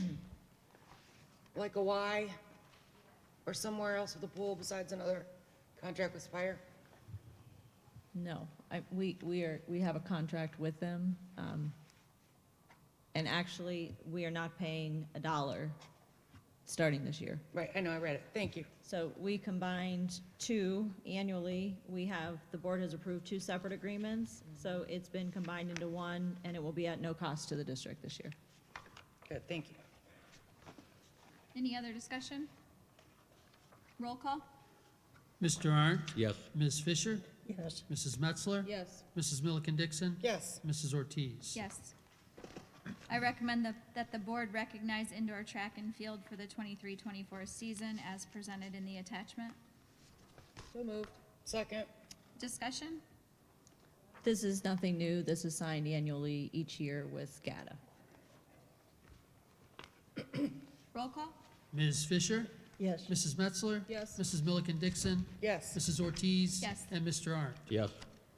I recommend that the board approve the following resolution, selecting the service provider for the HVAC duct cleaning project and authorizing execution of the agreement with the service provider. I'll move. Second? Discussion? Well, I'll just add, I can share that Mr. Begard had put a RFP together for the duct cleaning at all our school buildings. We received two proposals, one from Coit Cleaning and Restoration Services at a cost of $241,396, and the other from ST Acquisition Company LLC, doing business as Service Tech Corp., at a cost of $354,715. The proposals were scored, reviewed and scored by our maintenance department, and obviously selected the Coit Cleaning and Restoration Services at $241,396, and this will be paid using ESSER funds. Kevin, how often are the ducts, the HVAC cleaned? We have never had the ducts cleaned. This will be the first time. Is that Are a we thing? supposed My to knowledge. clean them? That was my question, Mr. Arndt. Is this a thing we're supposed to do? I don't think there's anything that states that a school district has to do this at any particular time, but, you know, given the ESSER, say, accent on HVAC, clean air, and so on, this is something that a lot of districts are utilizing the ESSER funds to do. Obviously, we have new buildings. The oldest was 2006. I'm not aware of it ever being done. This is, you know, full duty going in and blowing out the ducts, really doing a deep cleaning of the HVAC duct system. So we have purchased equipment to take microbes out of the air, the infrared and different things that were done to clean the air already. But this will be to actually clean the duct system out. Great, thank you. Jared did send some comments or notes. I'm happy to read them if anyone has further questions or wants more information. I just wanted to know when would be the plan to have this done? Me too. As soon as it could get scheduled. During school. Yeah, that's my question. Is it during school hours? Is it on a weekend, over break? Jared and I have not discussed when that would happen, but I can say that he is extremely good and cognizant that if it's something that would cause a disruption, he would schedule it in the evenings or a day, maybe we don't have school or over a break or something like that. Okay. Yeah, I believe that the whole RFP was set up with the times and so on, and that it would not be done during the school day, Okay. Thank unless you. school was not in session. Okay. Thanks, Kevin. Thank you. Roll call? Mrs. Metzler? Yes. Mrs. Milliken Dixon? Yes. Mrs. Ortiz? Yes. Mr. Arndt? Yes. And Ms. Fisher? Yes. I recommend that the board give the superintendent authority to approve change orders up to 10,000 with each an aggregate cap of 20,000 per month in regards to the board office addition to the media center project. I'll move. Second? Discussion? Will someone please explain to me what this means? Well, this has been done with each of our construction projects. For instance, when we built all the new schools through the Ohio School Facilities Commission, when we built the bus/maintenance garage. This just helps speed up the process of construction by not delaying things if there happened to be a change order. And there shouldn't be too many change orders in the process that we're using with the construction manager at risk. You know, based on the schematic design that was approved by the board, anything within that, price can't change, but things can come up. For instance, the city can require, say, a larger pipe on the sewer drains or something than what was in that plan when they review the plans. You know, the county building department approves the plan, the city zoning department, and those kind of changes could result in a possible change order. This just gives the superintendent some limited authority to approve those change orders and keep the project moving, so they don't have to wait until our monthly meeting to approve the change order. And in those cases, those change orders would be reported to the board. Anything over $10,000, a change order, any over $10,000, or change orders that exceed $20,000 per month would have to still go to the board before they could be approved and incorporated. Okay. Thank you, Kevin. So I guess I didn't know all the vocabulary. So a change order is our, I forget the initials of the person, group who's facilitating this. So a change order says, we thought this was gonna cost $5 and it's gonna cost $10. Not really in this case. Again, they're bound by the guaranteed maximum price that was approved for everything that was in that schematic design that the board approved. The only way change orders could come about is if something changes in that plan. So, as I said, if the city zoning department, the county building department specified a different size pipe, and that different size pipe costs more, because it's a change in the plan, it could result in a change order. So that change order then goes to Dr. Treharn, and the question is whether she's allowed to make that decision or she has to bring it to our monthly board meeting. Right. So we're saying this recommendation would be that anything between $10,000 and $20,000, she'd be no. $10,000 per change order is her max. And we can't exceed, her authority doesn't go beyond $20,000 per month. So two 10,000 change orders, she could approve, but if there was another one, it would have to go to the board. It would have to go to the board. In a month. If a change order was over $10,000, it would have to go to the board, an individual change order. So now back to the thing you just said about the maximum that they said the building would cost. What was that thing The called? guaranteed maximum price. Guaranteed maximum price. That the board approved. So how did we get, what is that number? What is the It was guaranteed? at $2,200,000. Because the last I saw was 2.5 million. This is the construction cost that Hammond is responsible for. This is the construction cost. There are Yes. other soft costs involved with the architect's fees, the construction manager fees, but Okay. the guaranteed maximum price was on the actual construction cost. That was in the resolution that the board approved at a previous meeting. Okay. With that guaranteed maximum price. So how, they can just add additional things? Is there a cap on that? The soft, what did you call it, Kevin? I'm sorry, the soft? Soft costs are Costs. things not directly involved in construction. Okay, So when such you as? have a construction manager, their fee is a soft cost. When you have a design professional, like an architect or an engineer, their fee is considered a soft cost. Okay. The testing, the board approved at the last meeting, the GPD geotechnical services to perform construction material testing. That's a soft cost. Okay. So none of those were included in the original estimate? None of those were included in the guaranteed maximum price. They were included in all the estimates that the board has seen through design development, through schematic design. Okay. Kevin, would the example of the bus garage with the parking lot that they had to do the change order on because the issues we had with the parking lot and the cement and the foundation, would that explain it? I actually have one to bring to the board if you want a real example. Yeah. Okay. Because the last sentence there says that these change orders are to be reported to the board at the next meeting. So you've done one already, I have not. No. I have one that is waiting for approval. because we haven't approved that you're allowed to do that yet. Correct. Thank you. So Okay. I received the first change order that will need to be approved. This is, I think, the example that Mr. Lillie was referring to.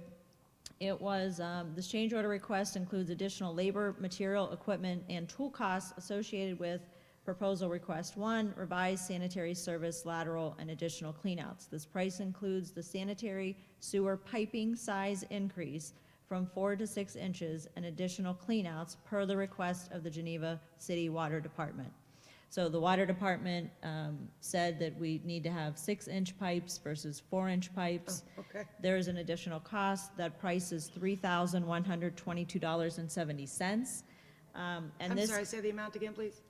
$3,122.70, and this would come out of the contingency allocation. So if you remember, there were contingency fees that were built in, so this would come out of that contingency fund. The construction contingency. Okay. So that's the explanation for why the building was originally gonna cost 1.8 and now it's gonna cost 2.5 million. No. No, it hasn't. The cost of the building as approved, the cost of construction as approved by the board when they accepted the guaranteed maximum price was $2.2 million, some odd dollars. But now we're at That's the construction. 2.5. When you look at 2.5, that includes all the soft costs, the costs of the Okay. architect, the So cost the of the construction 2.2 manager. maximum price didn't include any of the soft things. Right. They can just bill us for those things. Those are separate At will. contracts. We have the contract, all approved by the board, No, I know. the contract for the construction manager, the contract that we entered into for the architect, the testing with GPD Geotechnical. We had to purchase builder's risk insurance on the building. That's a soft cost. Okay, I think I got it. Thank you for the explanation. I appreciate it. I don't have any construction experience. Thank you for your patience, everybody. Roll call? No, I You have a question? Okay. Yeah. All right. So when I read this and hearing more of the explanation that we shouldn't really be having too many change orders in this particular manner in which we're building this, I would feel better if, as a board, we were hearing about anything over $5,000. Because we shouldn't be seeing things that are increasing in cost. And if it's increasing in cost by more than $5,000, we're talking about something that would be more major. The pipes are under 5. I actually kind of think it's major, so my question along those lines is, even if you have the authority to sign off on a change order because it's within your threshold, are you planning on letting the board know at the next meeting or by email that you've approved those change orders?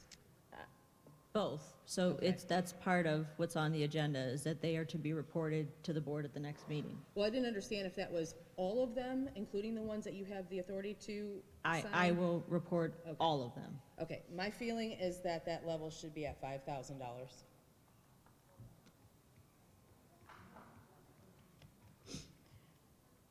So the agenda's been adopted, so do we need a forfeit to amend? You would need a motion and a second to amend the item that has already had a motion and a second with the 10,000 if it was going to change the item. I agree with that, Mrs. Metzler. I think it should be a lower amount. So I would like to make a motion to, I'd like to make a motion to amend the authority to approve change orders to, from $10,000 to $5,000. Second. So now do we need a roll call to, To amend the motion. still 20,000? Mrs. Metzler? Yes, I'm thinking. Oh.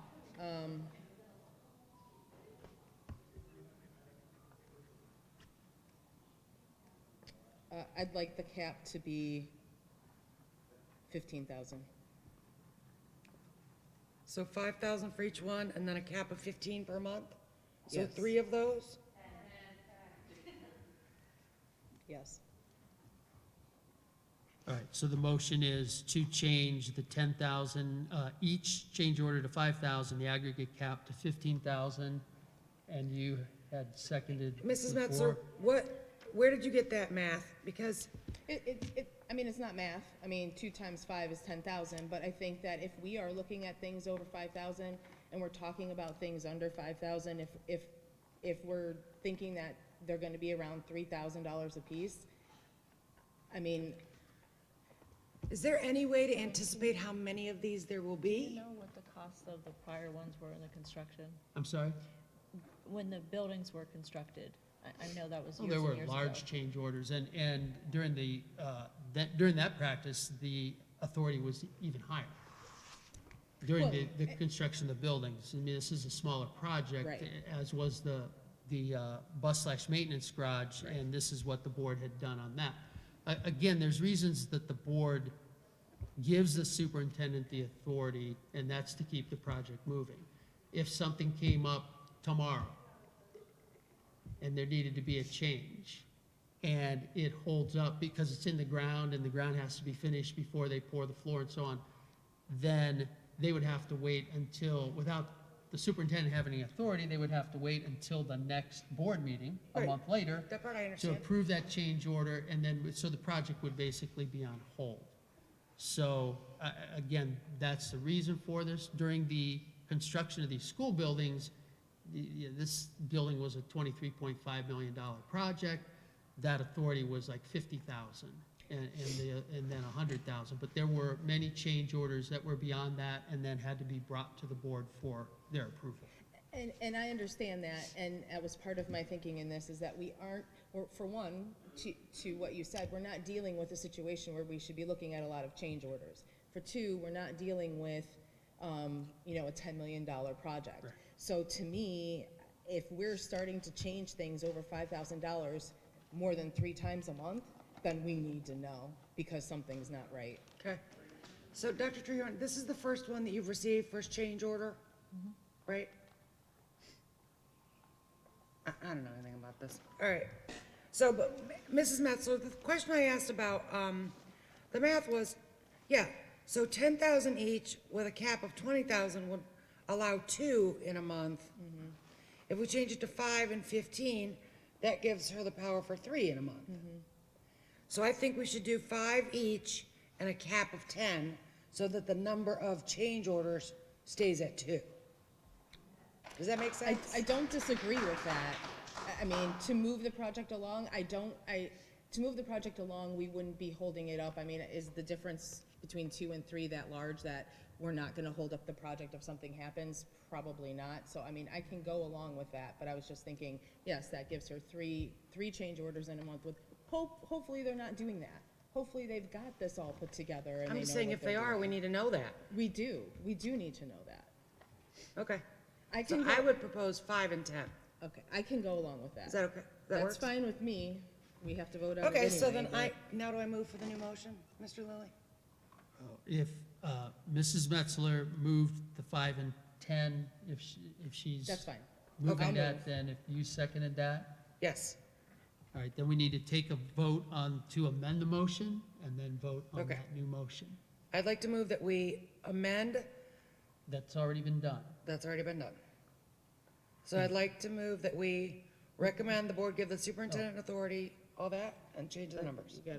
The motion has been made and seconded to amend the previous motion. So the board now needs to vote to amend the motion.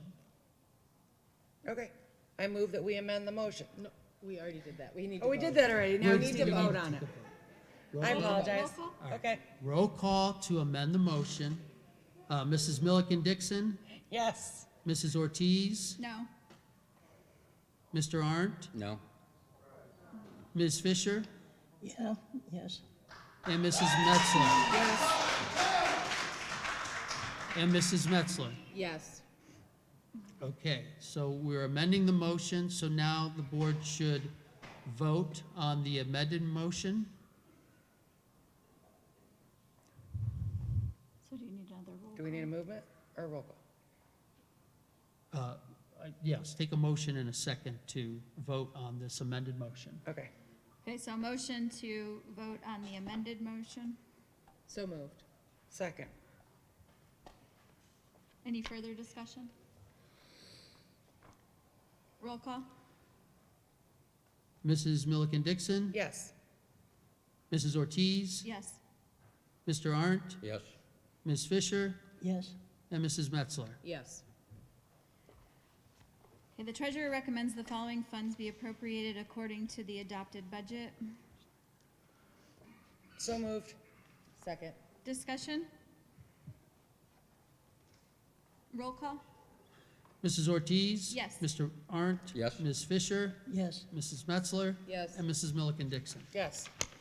I recommend the following personnel actions for the 23-24 contract year. So moved. Second. Is there any discussion? Roll call? Mr. Arndt? Yes. Ms. Fisher? Yes. Mrs. Metzler? Yes. Mrs. Milliken Dixon? Yes. Mrs. Ortiz? Yes. I recommend the following volunteer coaches for 23-24 school year. So moved. Second. Roll call? Ms. Fisher? Yes. Mrs. Metzler? Yes. Mrs. Milliken Dixon? Yes. Mrs. Ortiz? Yes. And Mr. Arndt? Bless you. Yes. Our next item on the agenda is the hearing of the public. The board has adopted bylaw 0169.1 to provide for 30 minutes of public participation at regular meetings of the board. Each statement made by a participant shall be limited to 5 minutes in duration, and no participant may speak more than once on the same topic unless all others who wish to speak on that topic have been heard. All participants are expected to comply with the standards set forth in the board policy manual with regard to public participation. When you do step forward to the microphone, please state your name and address for the record. And at this time, we will begin 30 minutes of public participation. Ann Markajon, 744 Red Oak Lane, Geneva. I guess I kind of had a question from the earlier conversation about the potential board agenda movements.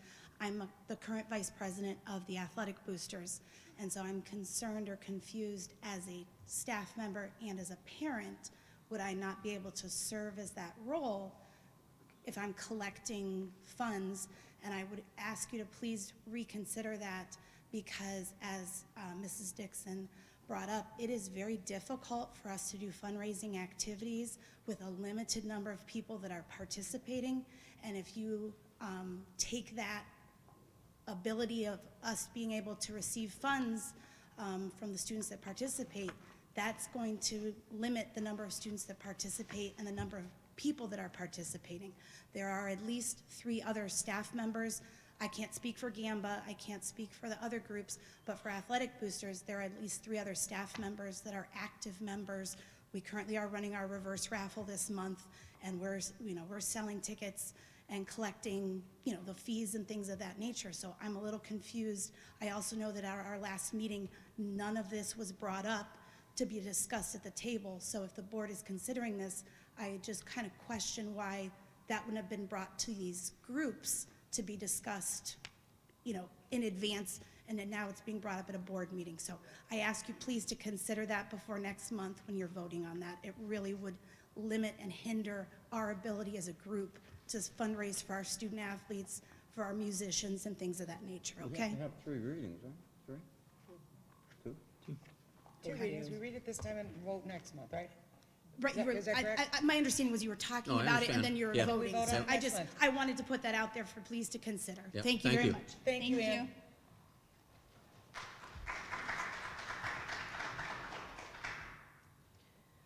Audrey Pate, 1976, Behringer Place, Geneva. A few things. Definitely the fundraiser wording,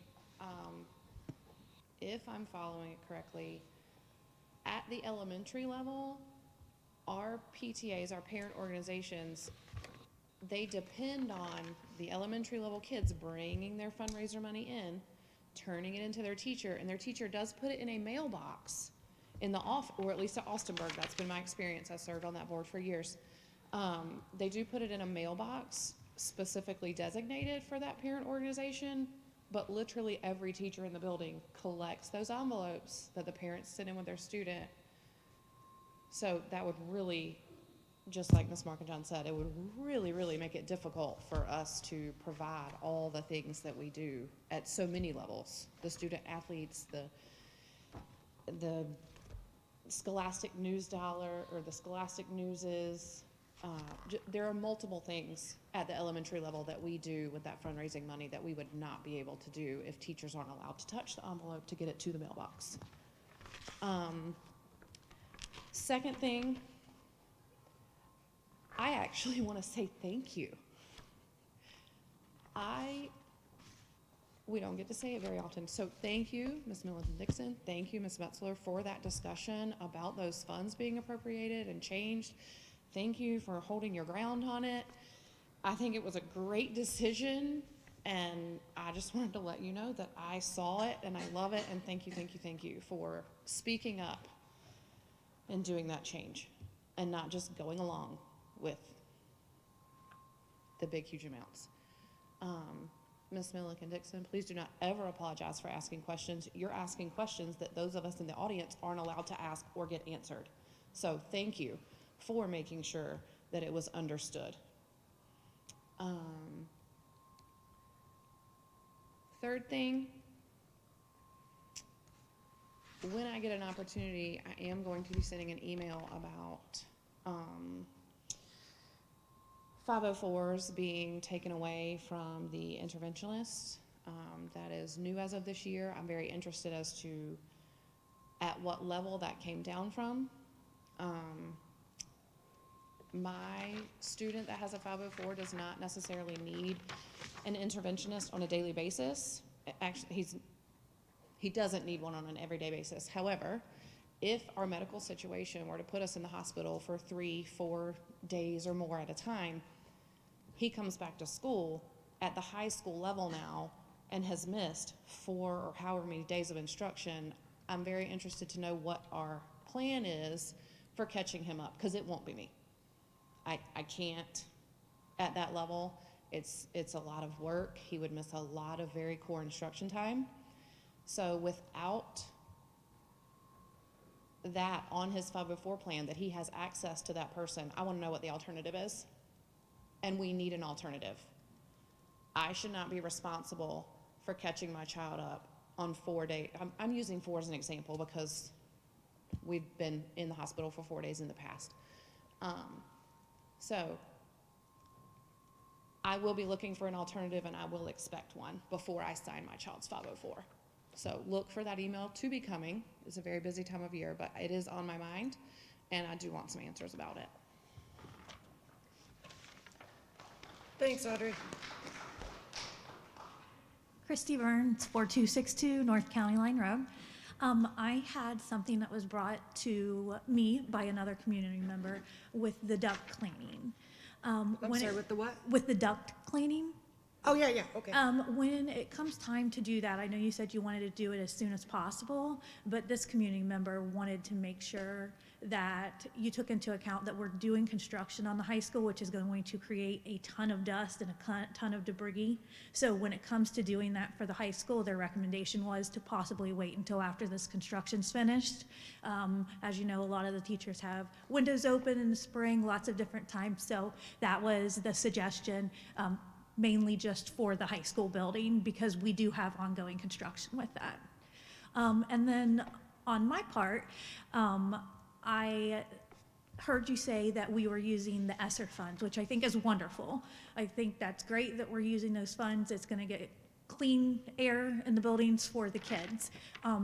But something else the kids need, and I'm going to harp on this every meeting, is that we need a position posted for a long-term substitute nurse if we're not going to post a position for a nurse. We need someone that is in there every day because having multiple nurses in and not knowing these students is so dangerous. Not only is it dangerous, but it's pulling nurses that you have at the high school and the middle school to the elementaries. And there are some pretty significant cases of children that need pretty significant care each day. It's important for someone to be there. So if we are able to use ESSER funds for that, I would also like to say that I would love for you to use ESSER funds for that as well. And I know that you're able to do that, and I know before you've said that you don't want to do that permanent position with those monies, but this would be a temporary thing. It would be a long-term substitute position. We're going on 3 years now without having a nurse in those buildings, and I think it's time we find a good solution for this.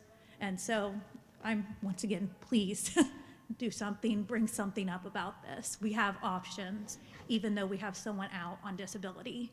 We have options. We do. We just got to figure one out, please. Thank you.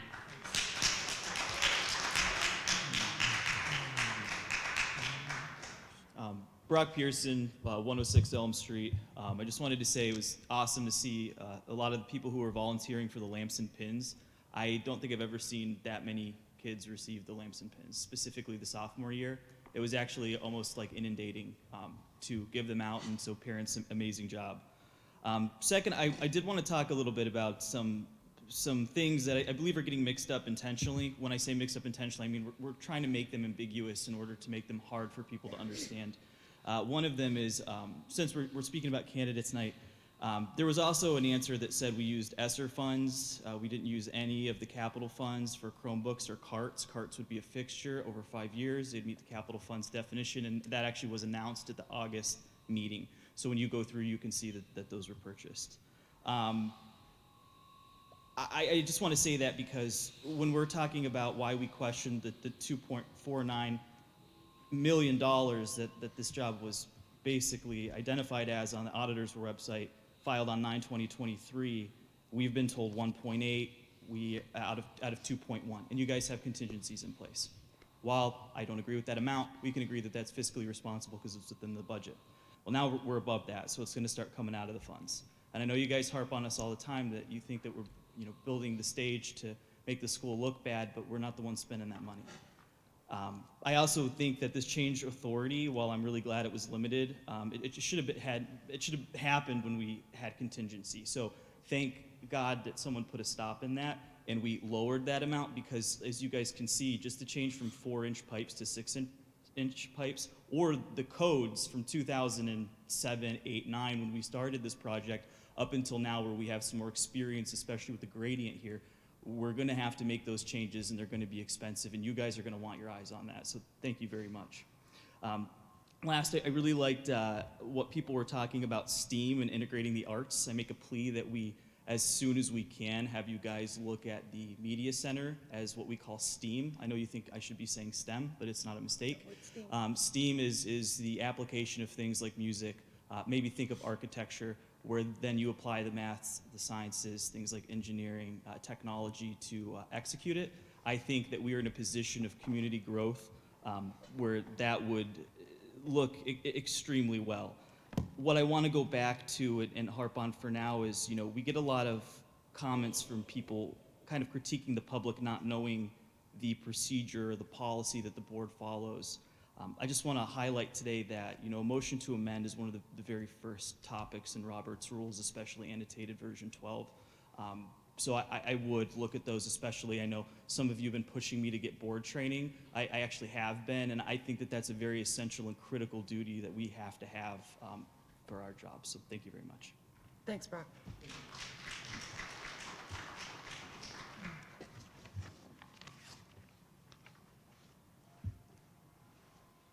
Sammy Lechner, 1602 State Route 307, Austinburg. So now I'm confused. And if you could just direct me on where to send my email in regards to staff handling money, since I'm a mom and I am staff, am I allowed to serve on these organizations? I am the secretary for GAMBA. So now I'm a little confused. So, and I know you can't answer questions, but can you at least direct me on who I should send this email to? Send it to you, okay.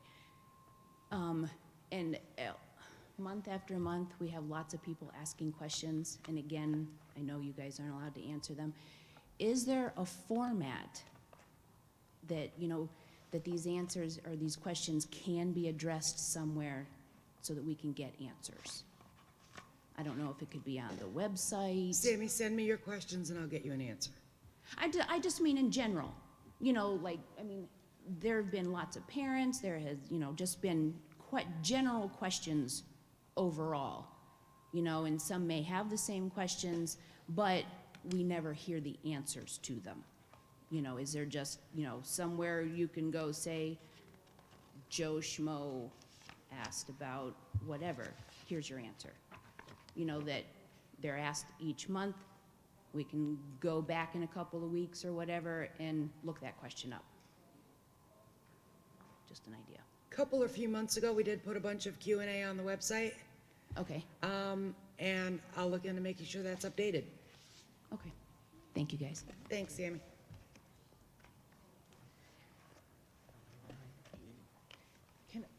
If there's no other public, I just wanted to make a comment about the booster groups. Just a little bit of information. I served on the academic booster, or I was within the academic booster group while I was a board member.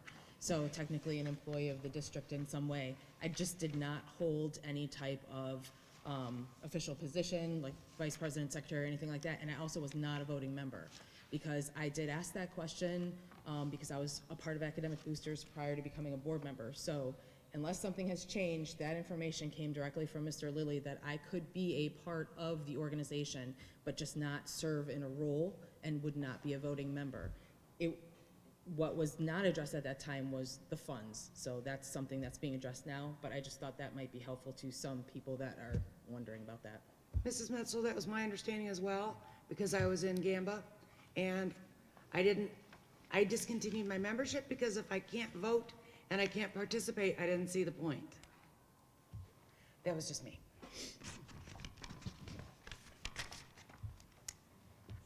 Do you have a board report tonight? Yeah, I had just a couple things to say. First, I wanted to thank Jeff Griffiths and the Academic Boosters Club for inviting me to help pass out lamps and pins. As you've heard a couple of different times tonight, it was a great morning, and a lot of students were honored for their achievements.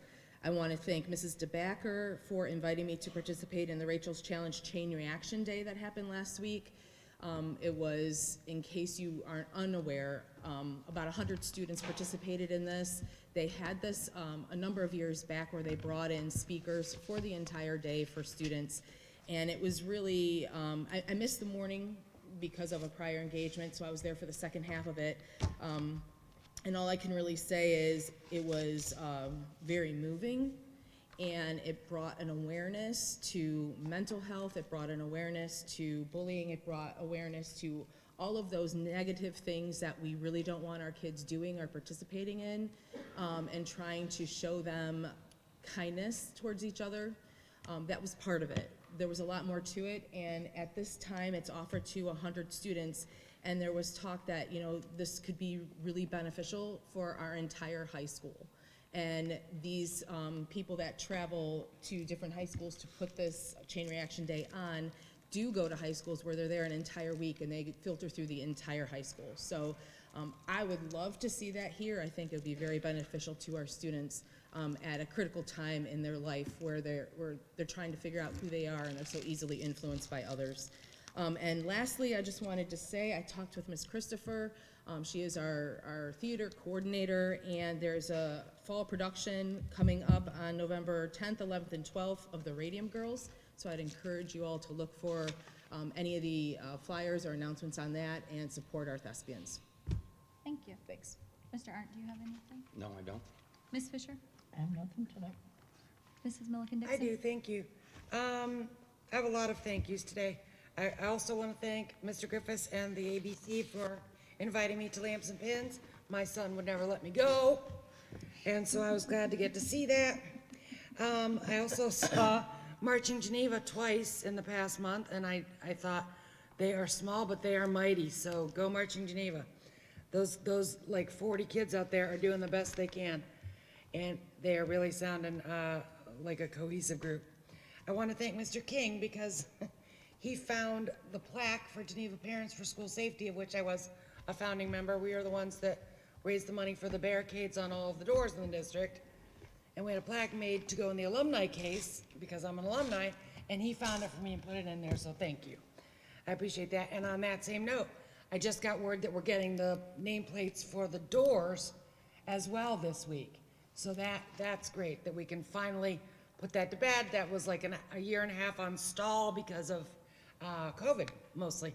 We put the barricades in Christmas break of 19 to 20, and then by March of 2020, we were closed, right? And then we were hybrid and all of that, so all of that sort of got on the back burner. So I just wanted to thank all of you involved with that we're finally wrapping that up. I got to meet with Mrs. Papik and our new food services director, and she's outstanding. She's really got her finger on the pulse, and I've taken some concerns to her, and she encouraged me to keep doing that. Things I hear on Facebook, and I sent that to Mr. King as well, about the cafeteria running out of food or something, that concern, and so I think we've addressed that, so that's good. And I wanted to say about the choir that they also are mighty, and they are going to make such a beautiful impression in Italy, at the Vatican. And I wanted to read to you what I sent to Mrs. Mather. It was a great concert the other day. I love the way that Mrs. Mather changes programs around each time. Different groupings, different order, adding the media element, not just the same songs, different kids, not just the same format, different songs. It's like an entirely new production each time, and it's artistry at its best, and so I want to thank everybody. That's all I have. Okay, I recommend the board hold an executive session for the purpose of considering the appointment, employment, discipline, promotion, demotion, or compensation of a public employee or official. Move. Second. Roll call? Mrs. Metzler? Yes. Mrs. Milliken Dixon? Yes. Mrs. Ortiz? Yes. Mr. Arndt? Yes. And Ms. Fisher? Yes.